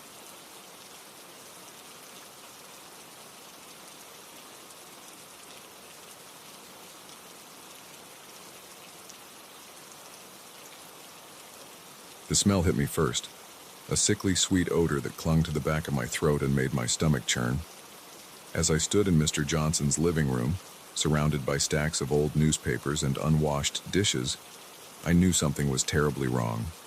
My elderly neighbor hadn't been seen in days, but nothing could have prepared me for the horror I was about to uncover. I'd lived next door to Mr. Johnson for nearly 5 years. He was a quiet man, kept to himself mostly, but always had a kind word and a wave when we crossed paths. He was the type of neighbor you'd expect in a small town like ours, unobtrusive but reliable. If his lawn got a bit overgrown or his mailbox started overflowing, someone would always notice and check in on him. That's why his sudden absence was so unsettling. It started on a Tuesday. I was leaving for work and noticed his newspaper was still on the driveway. Odd, I thought, but maybe he'd slept in. By Thursday, there were 3 papers piled up, and his car hadn't moved from its spot in the driveway. I knocked on his door that evening, but there was no answer. The curtains were drawn, and I couldn't hear any movement inside. A sick feeling started to grow in the pit of my stomach. Mr. Johnson was in his 80s. What if he'd fallen and couldn't get to the phone? I debated calling the police, but I didn't want to overreact. Maybe he'd gone to visit family and forgotten to tell anyone. It happens sometimes with older folks. Instead, I decided to use the spare key he'd given me for emergencies and check on him myself. The lock turned easily, but the door stuck as I tried to open it. I had to put my shoulder into it, and when it finally gave way, I nearly gagged. The smell that wafted out was overwhelming, a mixture of rotting food, unwashed bodies, and something else I couldn't quite place, but that sent shivers down my spine. "Mr. Johnson," I called out, my voice sounding small and afraid in the stuffy silence of the house. "It's Sarah from next door. Are you all right?" No answer. I stepped further into the house, my eyes watering from the stench. The living room was a mess, unlike anything I'd seen in Mr. Johnson's usually tidy home. Newspapers were stacked haphazardly on every surface, some yellowed with age. Dirty plates and half-empty cups littered the coffee table and floor. But it was the walls that really caught my attention. They were covered in writing, scrawled messages in what looked like red marker. As I got closer, my blood ran cold. The writing was erratic, almost frenzied, and the messages were disturbing. "They're watching. Can't trust anyone. The signals are getting stronger." I pulled out my phone, ready to call 911, when I heard a noise from upstairs, a soft thud, like something heavy falling over. "Mr. Johnson," I called again, louder this time. "Is that you?" Silence. Every instinct told me to run, to get out of this house and call the police. But what if Mr. Johnson was hurt? What if he needed help right now? With shaking legs, I made my way up the stairs. The smell grew stronger with each step, and I had to breathe through my mouth to keep from retching. At the top of the stairs, I saw that the door to Mr. Johnson's bedroom was ajar. A faint light spilled out into the hallway. "Mr. Johnson," I said, pushing the door open slowly. "I'm coming in, okay?" The bedroom was even worse than downstairs. The walls were completely covered in the same frantic writing. But here, it wasn't just marker. Some of it looked like it had been scratched into the wallpaper with fingernails. And there, in the center of the room, was Mr. Johnson. He was sitting in an old armchair, facing away from me. I could see the top of his balding head over the back of the chair. "Mr. Johnson?"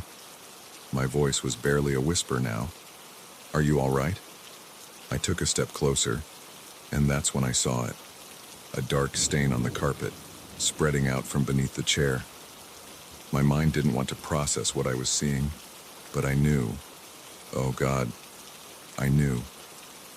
I circled around to the front of the chair, my heart pounding so hard I could hear it in my ears. Mr. Johnson's eyes were open, staring blankly at the ceiling. In his lap was a notebook, open to a page filled with more of the frenzied writing, and in his hand, gripped so tightly his knuckles were white, was a kitchen knife. I stumbled backward. A scream caught in my throat. This couldn't be happening. Mr. Johnson was the sweetest old man. He baked cookies for the neighborhood kids and fed stray cats. He wouldn't have, but the evidence was right in front of me.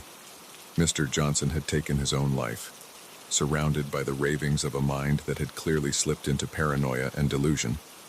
With trembling hands, I finally managed to dial 911. As I waited for the police to arrive, I couldn't help but look around the room, trying to make sense of what I was seeing. The writing on the wall seemed to be a mix of conspiracy theories and personal paranoia. There were references to government mind control, alien invasions, and shadowy organizations watching his every move. But interspersed with these were more personal messages. Sarah next door is one of them. Can't trust the mailman. He's bringing their signals. The TV is how they get into your head. Seeing my name there sent a chill through me. How long had Mr. Johnson been suspicious of me? Had he been watching me, thinking I was part of some sinister plot? The police arrived, filling the house with noise and activity that felt surreal after the oppressive silence. I gave my statement in a daze, watching as they photographed the scene and bagged evidence. It wasn't until much later, after I'd been questioned and sent home, that the full impact of what I'd seen hit me. I sat on my couch, staring at the wall that separated my house from Mr. Johnson's, and I broke down. How had I not noticed? How had none of us seen that Mr. Johnson was struggling so badly? There must have been signs, changes in his behavior or appearance that we'd all missed or dismissed. The next few weeks were a blur of police investigations and neighborhood gossip. Mr. Johnson had no family, so the task of cleaning out his house fell to the county. I watched from my window as workers in hazmat suits went in and out, carrying boxes and furniture. One day, as I was bringing in my mail, one of the workers approached me. He held out a sealed envelope. "We found this in the house," he said. "It's addressed to you." With shaking hands, I took the envelope. My name was written on it in Mr. Johnson's familiar scrawl. I waited until the worker had gone before opening it. Inside was a single sheet of paper, covered in the same frenzied writing I'd seen in the house. But this message was different. "Sarah, if you're reading this, then they got to me. I'm sorry for what you must have seen. I want you to know that it wasn't your fault. You were kind to me, even when I started to lose my grip on reality. I know now that the voices in my head weren't real, that the conspiracies were just delusions. But by the time I realized this, it was too late. The paranoia had taken over. Please don't blame yourself. You were a good neighbor and a good friend. I'm sorry I couldn't be the same for you. Take care of yourself, Sarah, and always keep an eye out for those who might be struggling in silence. Arthur Johnson." I read the letter over and over, tears streaming down my face. The guilt I'd been carrying eased a little, but a new weight settled in its place. How many others were out there, like Mr. Johnson, fighting battles we couldn't see? In the months that followed, I made an effort to really connect with my neighbors. Not just the polite waves and small talk, but real conversations. I organized a neighborhood watch program, not to look for criminals, but to look out for each other. Mr. Johnson's house stood empty for a long time. Eventually, it was sold to a young family. I watched them move in, full of excitement for their new home, and I felt a pang of sadness mixed with hope. As I went to introduce myself to my new neighbors, I made a silent promise to Mr. Johnson. I would never again let someone suffer in silence if I could help it. His tragic end had opened my eyes to the hidden struggles people face, and I was determined to make a difference, one neighbor at a time. The memory of that horrible day will stay with me forever. The smell, the writing on the walls, the sight of Mr. Johnson in that chair, these things haunt my dreams. But they also drive me to be more aware, more compassionate, and more involved in my community. Because sometimes, the most terrifying things aren't the monsters under our beds or the bumps in the night. Sometimes, the real horror is the quiet suffering of those around us, hidden behind closed doors and polite smiles. And the only way to fight that horror is with kindness, attention, and a willingness to reach out, even when it's uncomfortable or scary. Mr. Johnson's story ended in tragedy, but it taught me a lesson I'll never forget. We're all responsible for each other, in ways big and small. And sometimes, a simple act of noticing, of caring, can make all the difference in the world.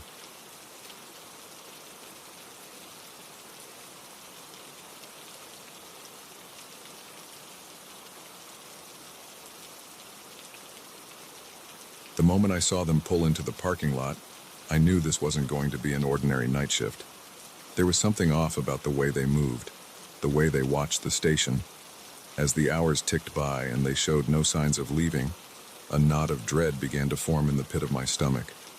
Little did I know, I was about to experience the longest and most terrifying night of my life.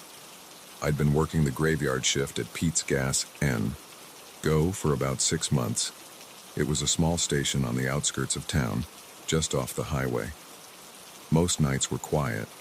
A few truckers stopping for coffee, maybe some rowdy teenagers buying snacks on their way home from a party.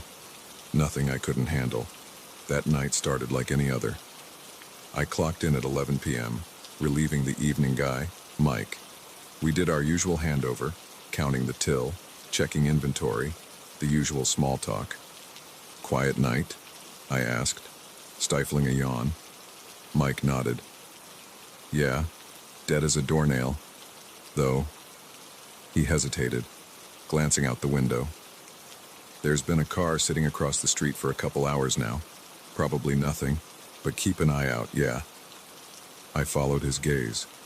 Sure enough, there was an old sedan parked on the shoulder, its headlights off. I couldn't make out anyone inside from this distance. "Thanks for the heads up," I said, trying to ignore the slight unease his words had caused. "I'm sure it's just someone having car trouble or something." Mike left, and I settled in for my shift. The first couple of hours passed uneventfully. A trucker came in for coffee. A couple filled up their RV. Nothing out of the ordinary. But I couldn't shake the feeling of being watched. Every time I glanced out the window, that car was still there. It was around 2 a.m. when they finally made their move.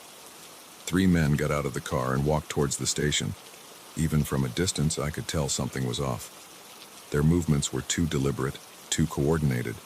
This wasn't a group of friends stopping for snacks.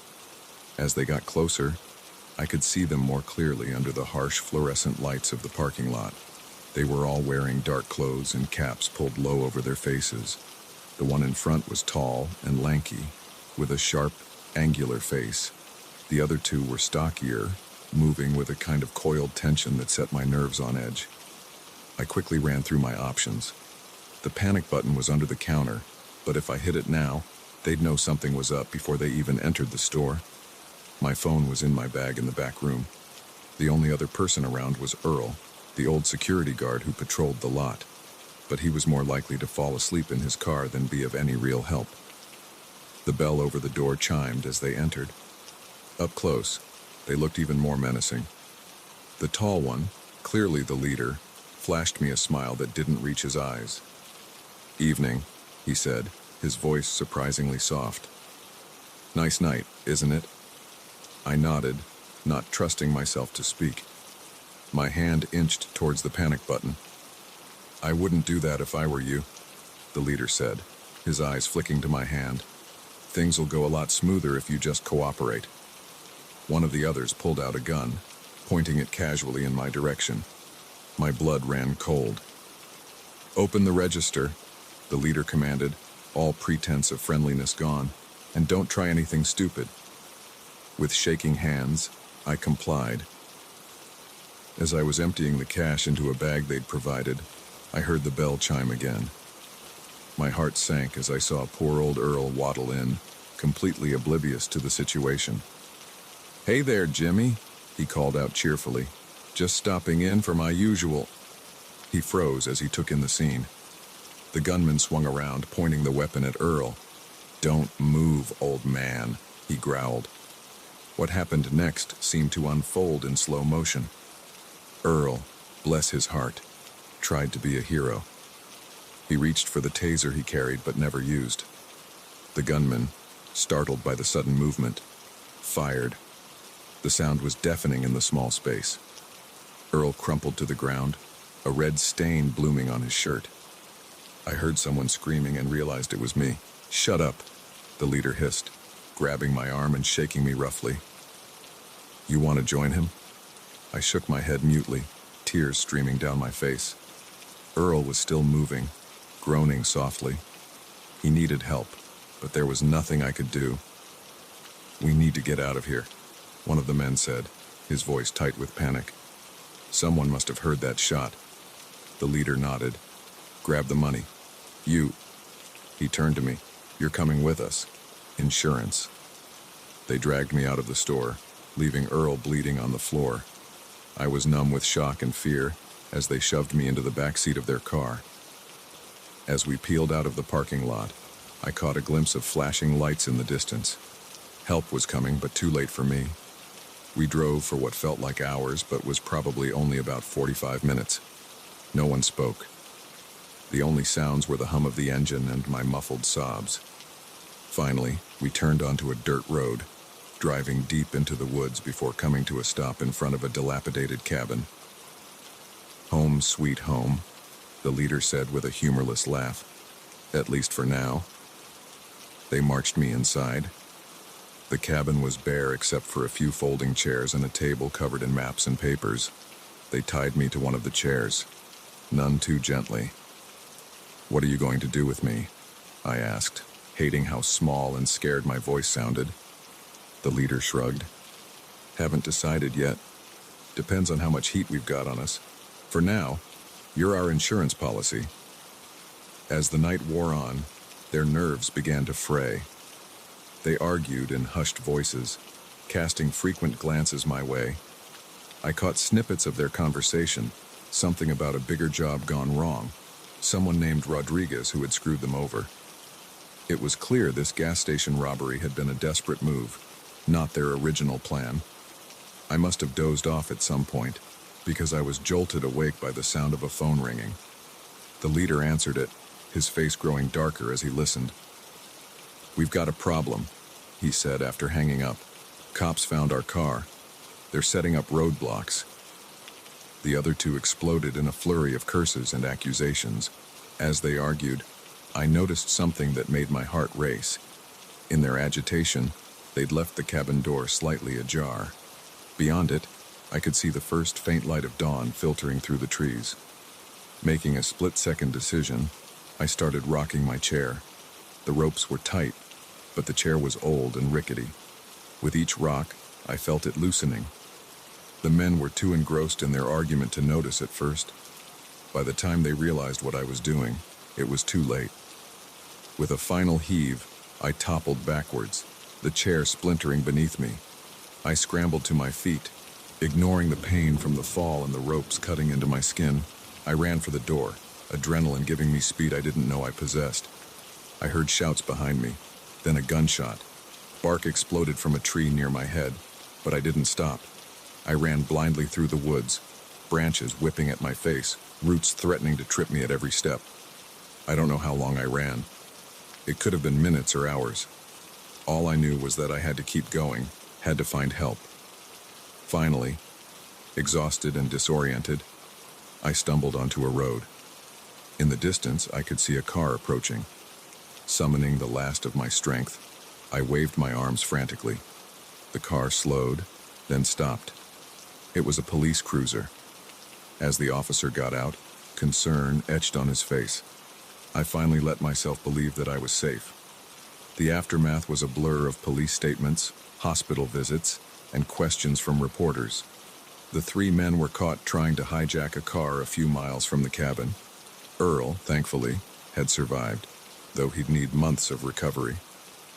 As for me, I quit my job at the gas station. I couldn't bear the thought of working nights again, of feeling that vulnerable. It took months of therapy before I could sleep through the night without nightmares.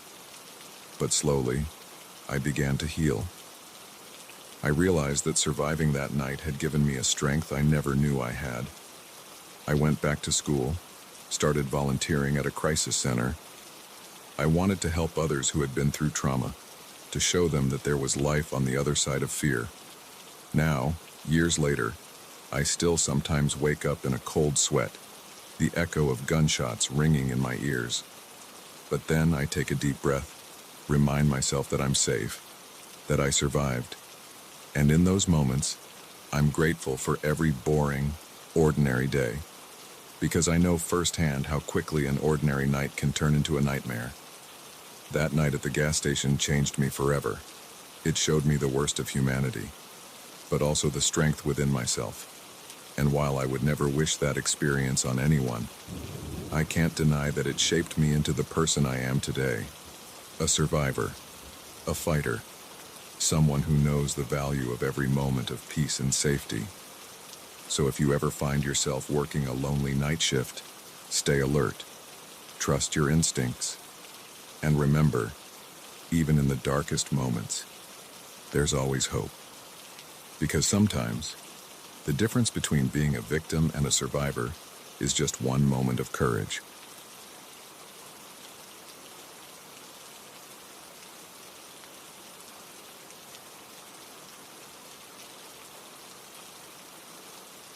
The first twig snap could have been a deer, the second maybe a raccoon.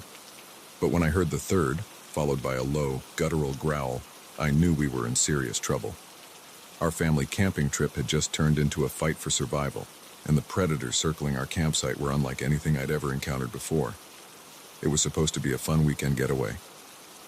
My wife and Sarah and I had been planning this camping trip with our two kids, Ethan, 12, and Lily, 8, for months. We'd found a secluded spot deep in the national forest, far from the crowded campgrounds and RV parks. Just us, the trees, and the stars. Or so we thought. The first day had been perfect. We'd hiked, fished in a nearby stream, and roasted marshmallows over the campfire. The kids were thrilled to be away from their iPads and video games, rediscovering the simple joys of the outdoors. As night fell and we tucked them into their sleeping bags in our family tent, Sarah and I shared a smile. This was exactly what we'd hoped for. But sometime in the early hours of the morning, I woke with a start. At first, I wasn't sure what had disturbed me. The night was quiet, almost too quiet. No chirping crickets, no hooting owls. Just an eerie silence that seemed to press in on us from all sides. Then I heard it, a rustling outside the tent. Too deliberate to be the wind. I held my breath, straining my ears. There it was again, closer this time. And then, that first snap of a twig. I nudged Sarah awake, pressing a finger to my lips when she started to speak. She must have seen the concern in my eyes because she immediately tensed, listening intently. When the second twig snapped, her eyes widened in fear. "Wake the kids," I whispered, reaching for the flashlight we kept by our sleeping bags. Quietly, as Sarah gently roused Ethan and Lily, trying to keep them calm, I unzipped the tent flap just enough to peer out. The campsite was bathed in silvery moonlight, shadows stretching long and dark between the trees. At first, I saw nothing out of the ordinary. Then, a movement caught my eye. Something large was moving through the underbrush at the edge of our campsite. Something that walked on four legs but was far too big to be any normal forest animal. As I watched, frozen in disbelief, it turned its head towards our tent. A pair of eyes reflected the moonlight, glowing an unnatural green. That's when I heard the growl, low and menacing, and much too close for comfort. "We need to move," I said, trying to keep my voice steady for the kids' sake. "Now." "What is it, Dad?" Ethan asked, his voice small and frightened. "I'm not sure, buddy," I replied, "but we're not going to stick around to find out. Everyone grab your shoes and a jacket. Leave everything else." As we hurriedly laced up our hiking boots, I ran through our options. The car was parked about a mile down the trail. Under normal circumstances, an easy walk. But in the dark, with who knows what stalking us, it would be risky. There was a ranger station marked on our trail map, in the opposite direction from the car. It was further, maybe 3 miles, but it would have a radio, weapons, someone who might know what we were dealing with. Okay, listen up, I said, gathering my family close. We're going to head to the ranger station. It's a bit of a hike, but we'll be safer there. Ethan, I need you to help Lily. Sarah, you lead the way. I'll bring up the rear. I handed Sarah the map and compass. She was always better with directions than me. Then I picked up the hatchet we'd brought for chopping firewood. It felt pathetically inadequate against whatever was out there, but it was better than nothing. As we emerged from the tent, the growling intensified. I could see shapes moving in the darkness now, circling our campsite. 3, maybe 4 of them. Large, wolf-like, but wrong somehow. Their movements were too fluid, too intelligent. "Run!" I shouted, as one of the creatures suddenly bounded forward. We took off down the trail, the beam of our flashlight bouncing wildly as we ran. I could hear the creatures crashing through the underbrush behind us, their growls turning into high-pitched howls that made my blood run cold. Lily stumbled, and I scooped her up without breaking stride, my muscles protesting under her weight. Ethan was right behind Sarah, his breath coming in ragged gasps. "Don't look back," I called out. "Just keep moving." We ran for what felt like hours, but was probably only minutes. The sounds of pursuit faded in and out. Sometimes it seemed like we'd lost them, only for a howl to pierce the night air. Far too close for comfort. Finally, we had to stop. The kids were exhausted, and even Sarah and I were struggling to catch our breath. We found a small clearing just off the trail, bordered on one side by a steep, rocky slope. "Up there," I panted, pointing to a narrow ledge about halfway up the slope. "We'll have a better view, and they might have a harder time reaching us." It was a tough climb, especially for the kids, but fear is a powerful motivator. We helped each other up, loose rocks skittering down the slope as we scrambled for handholds. From our perch on the ledge, we could see a good portion of the surrounding forest. The eastern sky was just starting to lighten with the first hints of dawn. We'd been running for longer than I'd thought. "What were those things?" Ethan asked, his voice shaky. I shook my head. "I don't know, buddy. I've never seen anything like them." "They looked like wolves," Lily chimed in, "but bigger and scary." Sarah pulled the kids close, trying to comfort them. I kept my eyes on the forest below, watching for any sign of movement. "How much further to the ranger station?" I asked Sarah. She consulted the map, using the flashlight sparingly to preserve the batteries. "Maybe another 2 miles. It's hard to tell exactly where we are." I nodded, trying to formulate a plan. We were all exhausted, but we couldn't stay on this ledge forever. Those creatures were still out there, and they didn't seem like the type to give up easily. As if in response to my thoughts, a howl echoed through the trees. It was answered by another, then another. They were regrouping, coordinating. The sound sent shivers down my spine. "We need to move," I said. "They're getting closer." We climbed down from the ledge as quietly as we could, every snapping twig and rolling pebble sounding impossibly loud in the pre-dawn stillness. As soon as we reached the bottom, we heard it. The sound of something large moving through the underbrush, heading our way fast. "Run!" I shouted for the second time that night.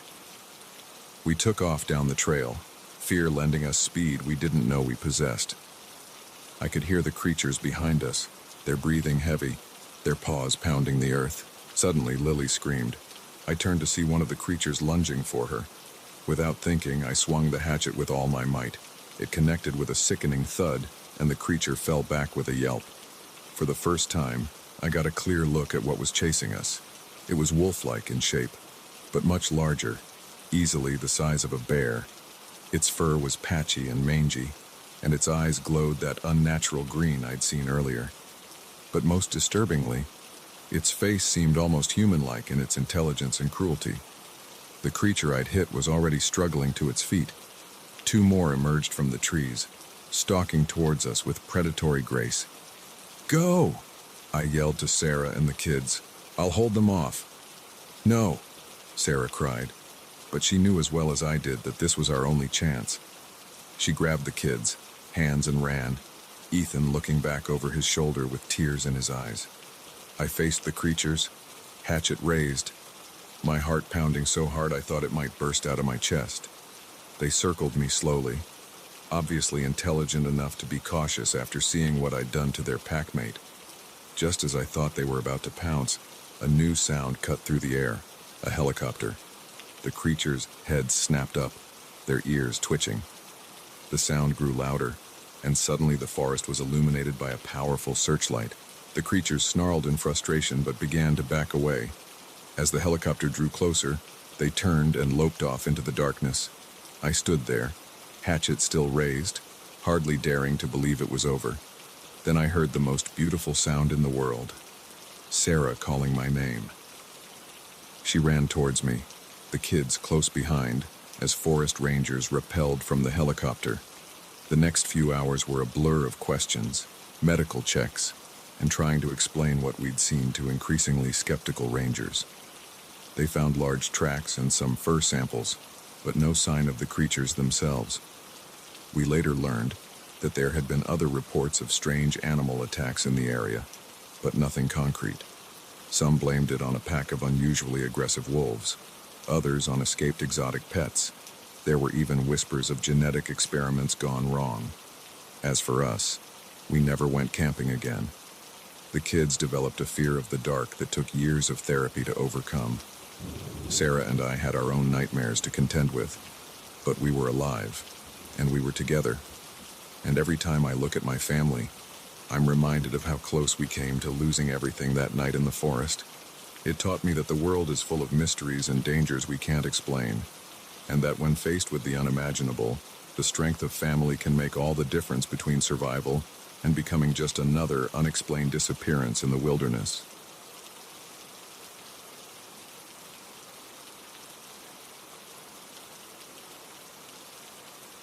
The first call came at midnight. A muffled voice, barely audible, whispered, "I see you." I laughed it off as a prank, but when the second call came from inside the house, I realized with heart-stopping clarity that I wasn't alone in this secluded lake house, and whoever was here with me had no intention of letting me leave alive. I had jumped at the chance to house-sit for my boss, Janet. Her lakeside retreat was the stuff of office legend, a sprawling modern masterpiece nestled in the woods, with floor-to-ceiling windows that offered breathtaking views of the water. When she mentioned needing someone to watch the place for a week while she was in Europe, I volunteered before she could even finish her sentence. The first couple of days were blissful. I worked remotely during the day, enjoying the change of scenery from my cramped apartment. In the evenings, I explored the house's amenities, the hot tub on the deck, the fully stocked wine cellar, the home theater system that put most cinemas to shame. It was like a vacation, albeit one where I still had to check my emails. On the third night, things started to feel off. I was curled up on the couch, halfway through a thriller novel I'd found on Janet's bookshelf, when I heard it. A creak, like someone stepping on a loose floorboard. I froze, straining my ears. The house settled back into silence, but the peace I'd felt earlier was shattered. I tried to shake it off. Old houses make noises, I told myself. But this place wasn't old. It was barely 5 years old, all sleek lines and modern architecture. It shouldn't creak and groan like some ancient Victorian mansion. I did a walkthrough of the house, flicking on lights as I went. Everything was as it should be. Doors locked, windows secure. I was being paranoid, letting the book get to me. I went to bed, but sleep was elusive. Every little sound had me sitting bolt upright, heart racing. The next day passed uneventfully, but I couldn't shake the feeling of unease that had settled over me. As night fell, I found myself double-checking the locks, peering out windows into the darkness. The lake, so beautiful in the daylight, now seemed ominous. Anything could be hiding in those dark waters or in the dense woods surrounding the house. I was just about to head to bed when my phone rang. The screen showed an unknown number.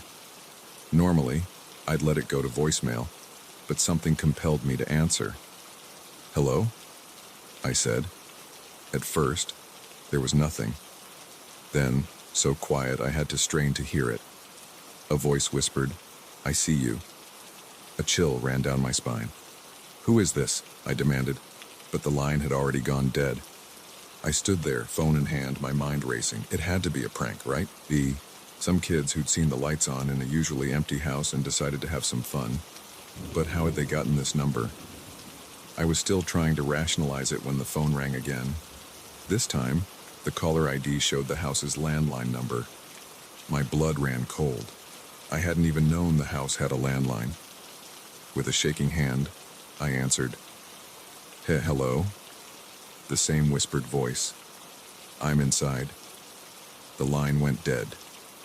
Panic exploded in my chest.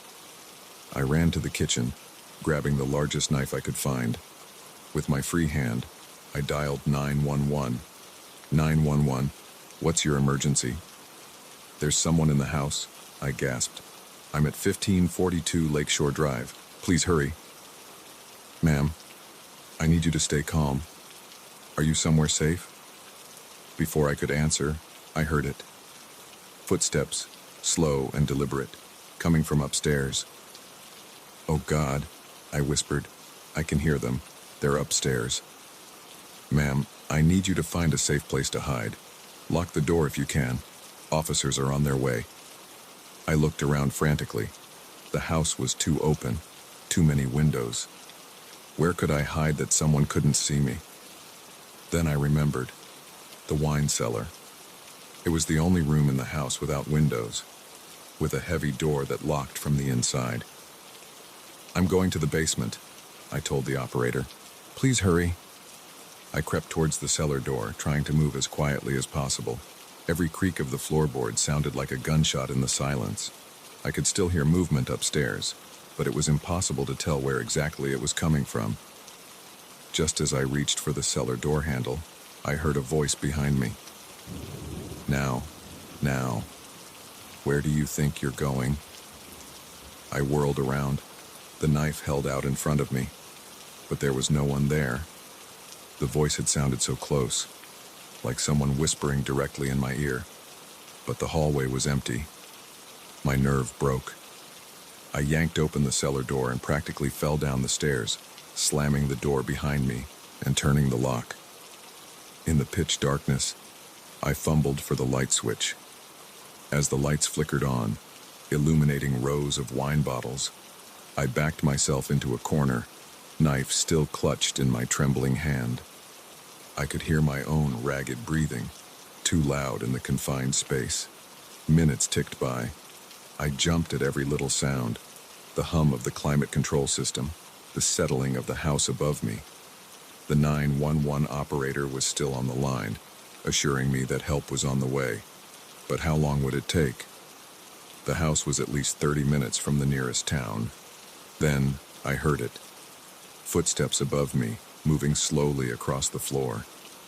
They stopped right above the cellar door. My heart was pounding so hard I was sure whoever it was must be able to hear it. A moment of silence, then a soft laugh. "Found you," the voice said, much too close to be coming from upstairs. I screamed, slashing wildly with the knife, but there was no one there. Just rows of wine bottles and my own terrified reflection in the chrome refrigerator door. Ma'am, are you all right?" The 911 operator's voice snapped me back to reality. "He's here," I sobbed. "He's in the cellar with me, but I can't see him." "Officers are 2 minutes out," the operator assured me. "Just hold on."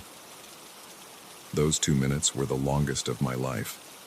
I stood there, knife raised, spinning in slow circles, trying to watch every corner of the room at once.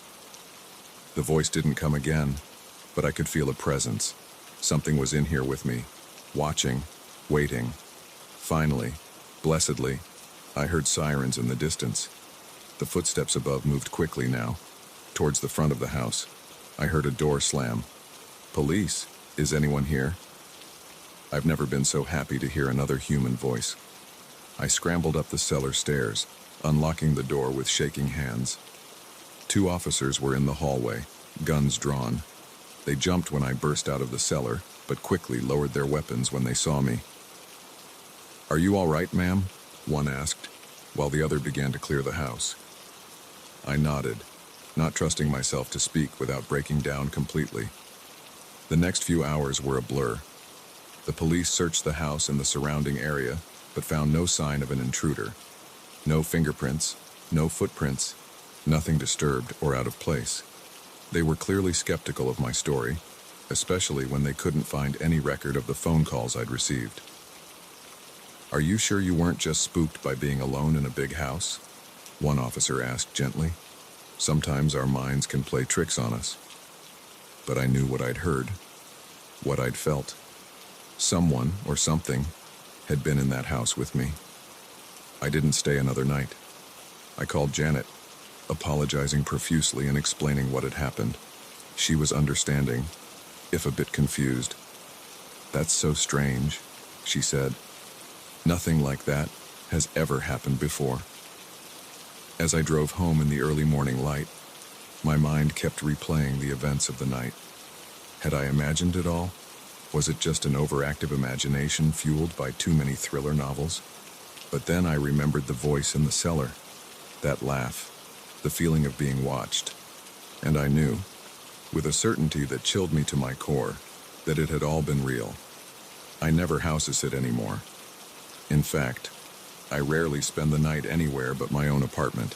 Some nights I still wake up in a cold sweat, certain I've heard that whispered voice, "Might I see you?" Because the most terrifying thing about that night wasn't the unseen intruder or the mysterious phone calls. It was the realization that sometimes the biggest dangers are the ones we can't see. The ones that can be right next to us, watching and waiting, without us ever knowing they're there. And in those moments between sleep and waking, when the shadows seem to move and the silence feels alive, I can't help but wonder, are we ever truly alone?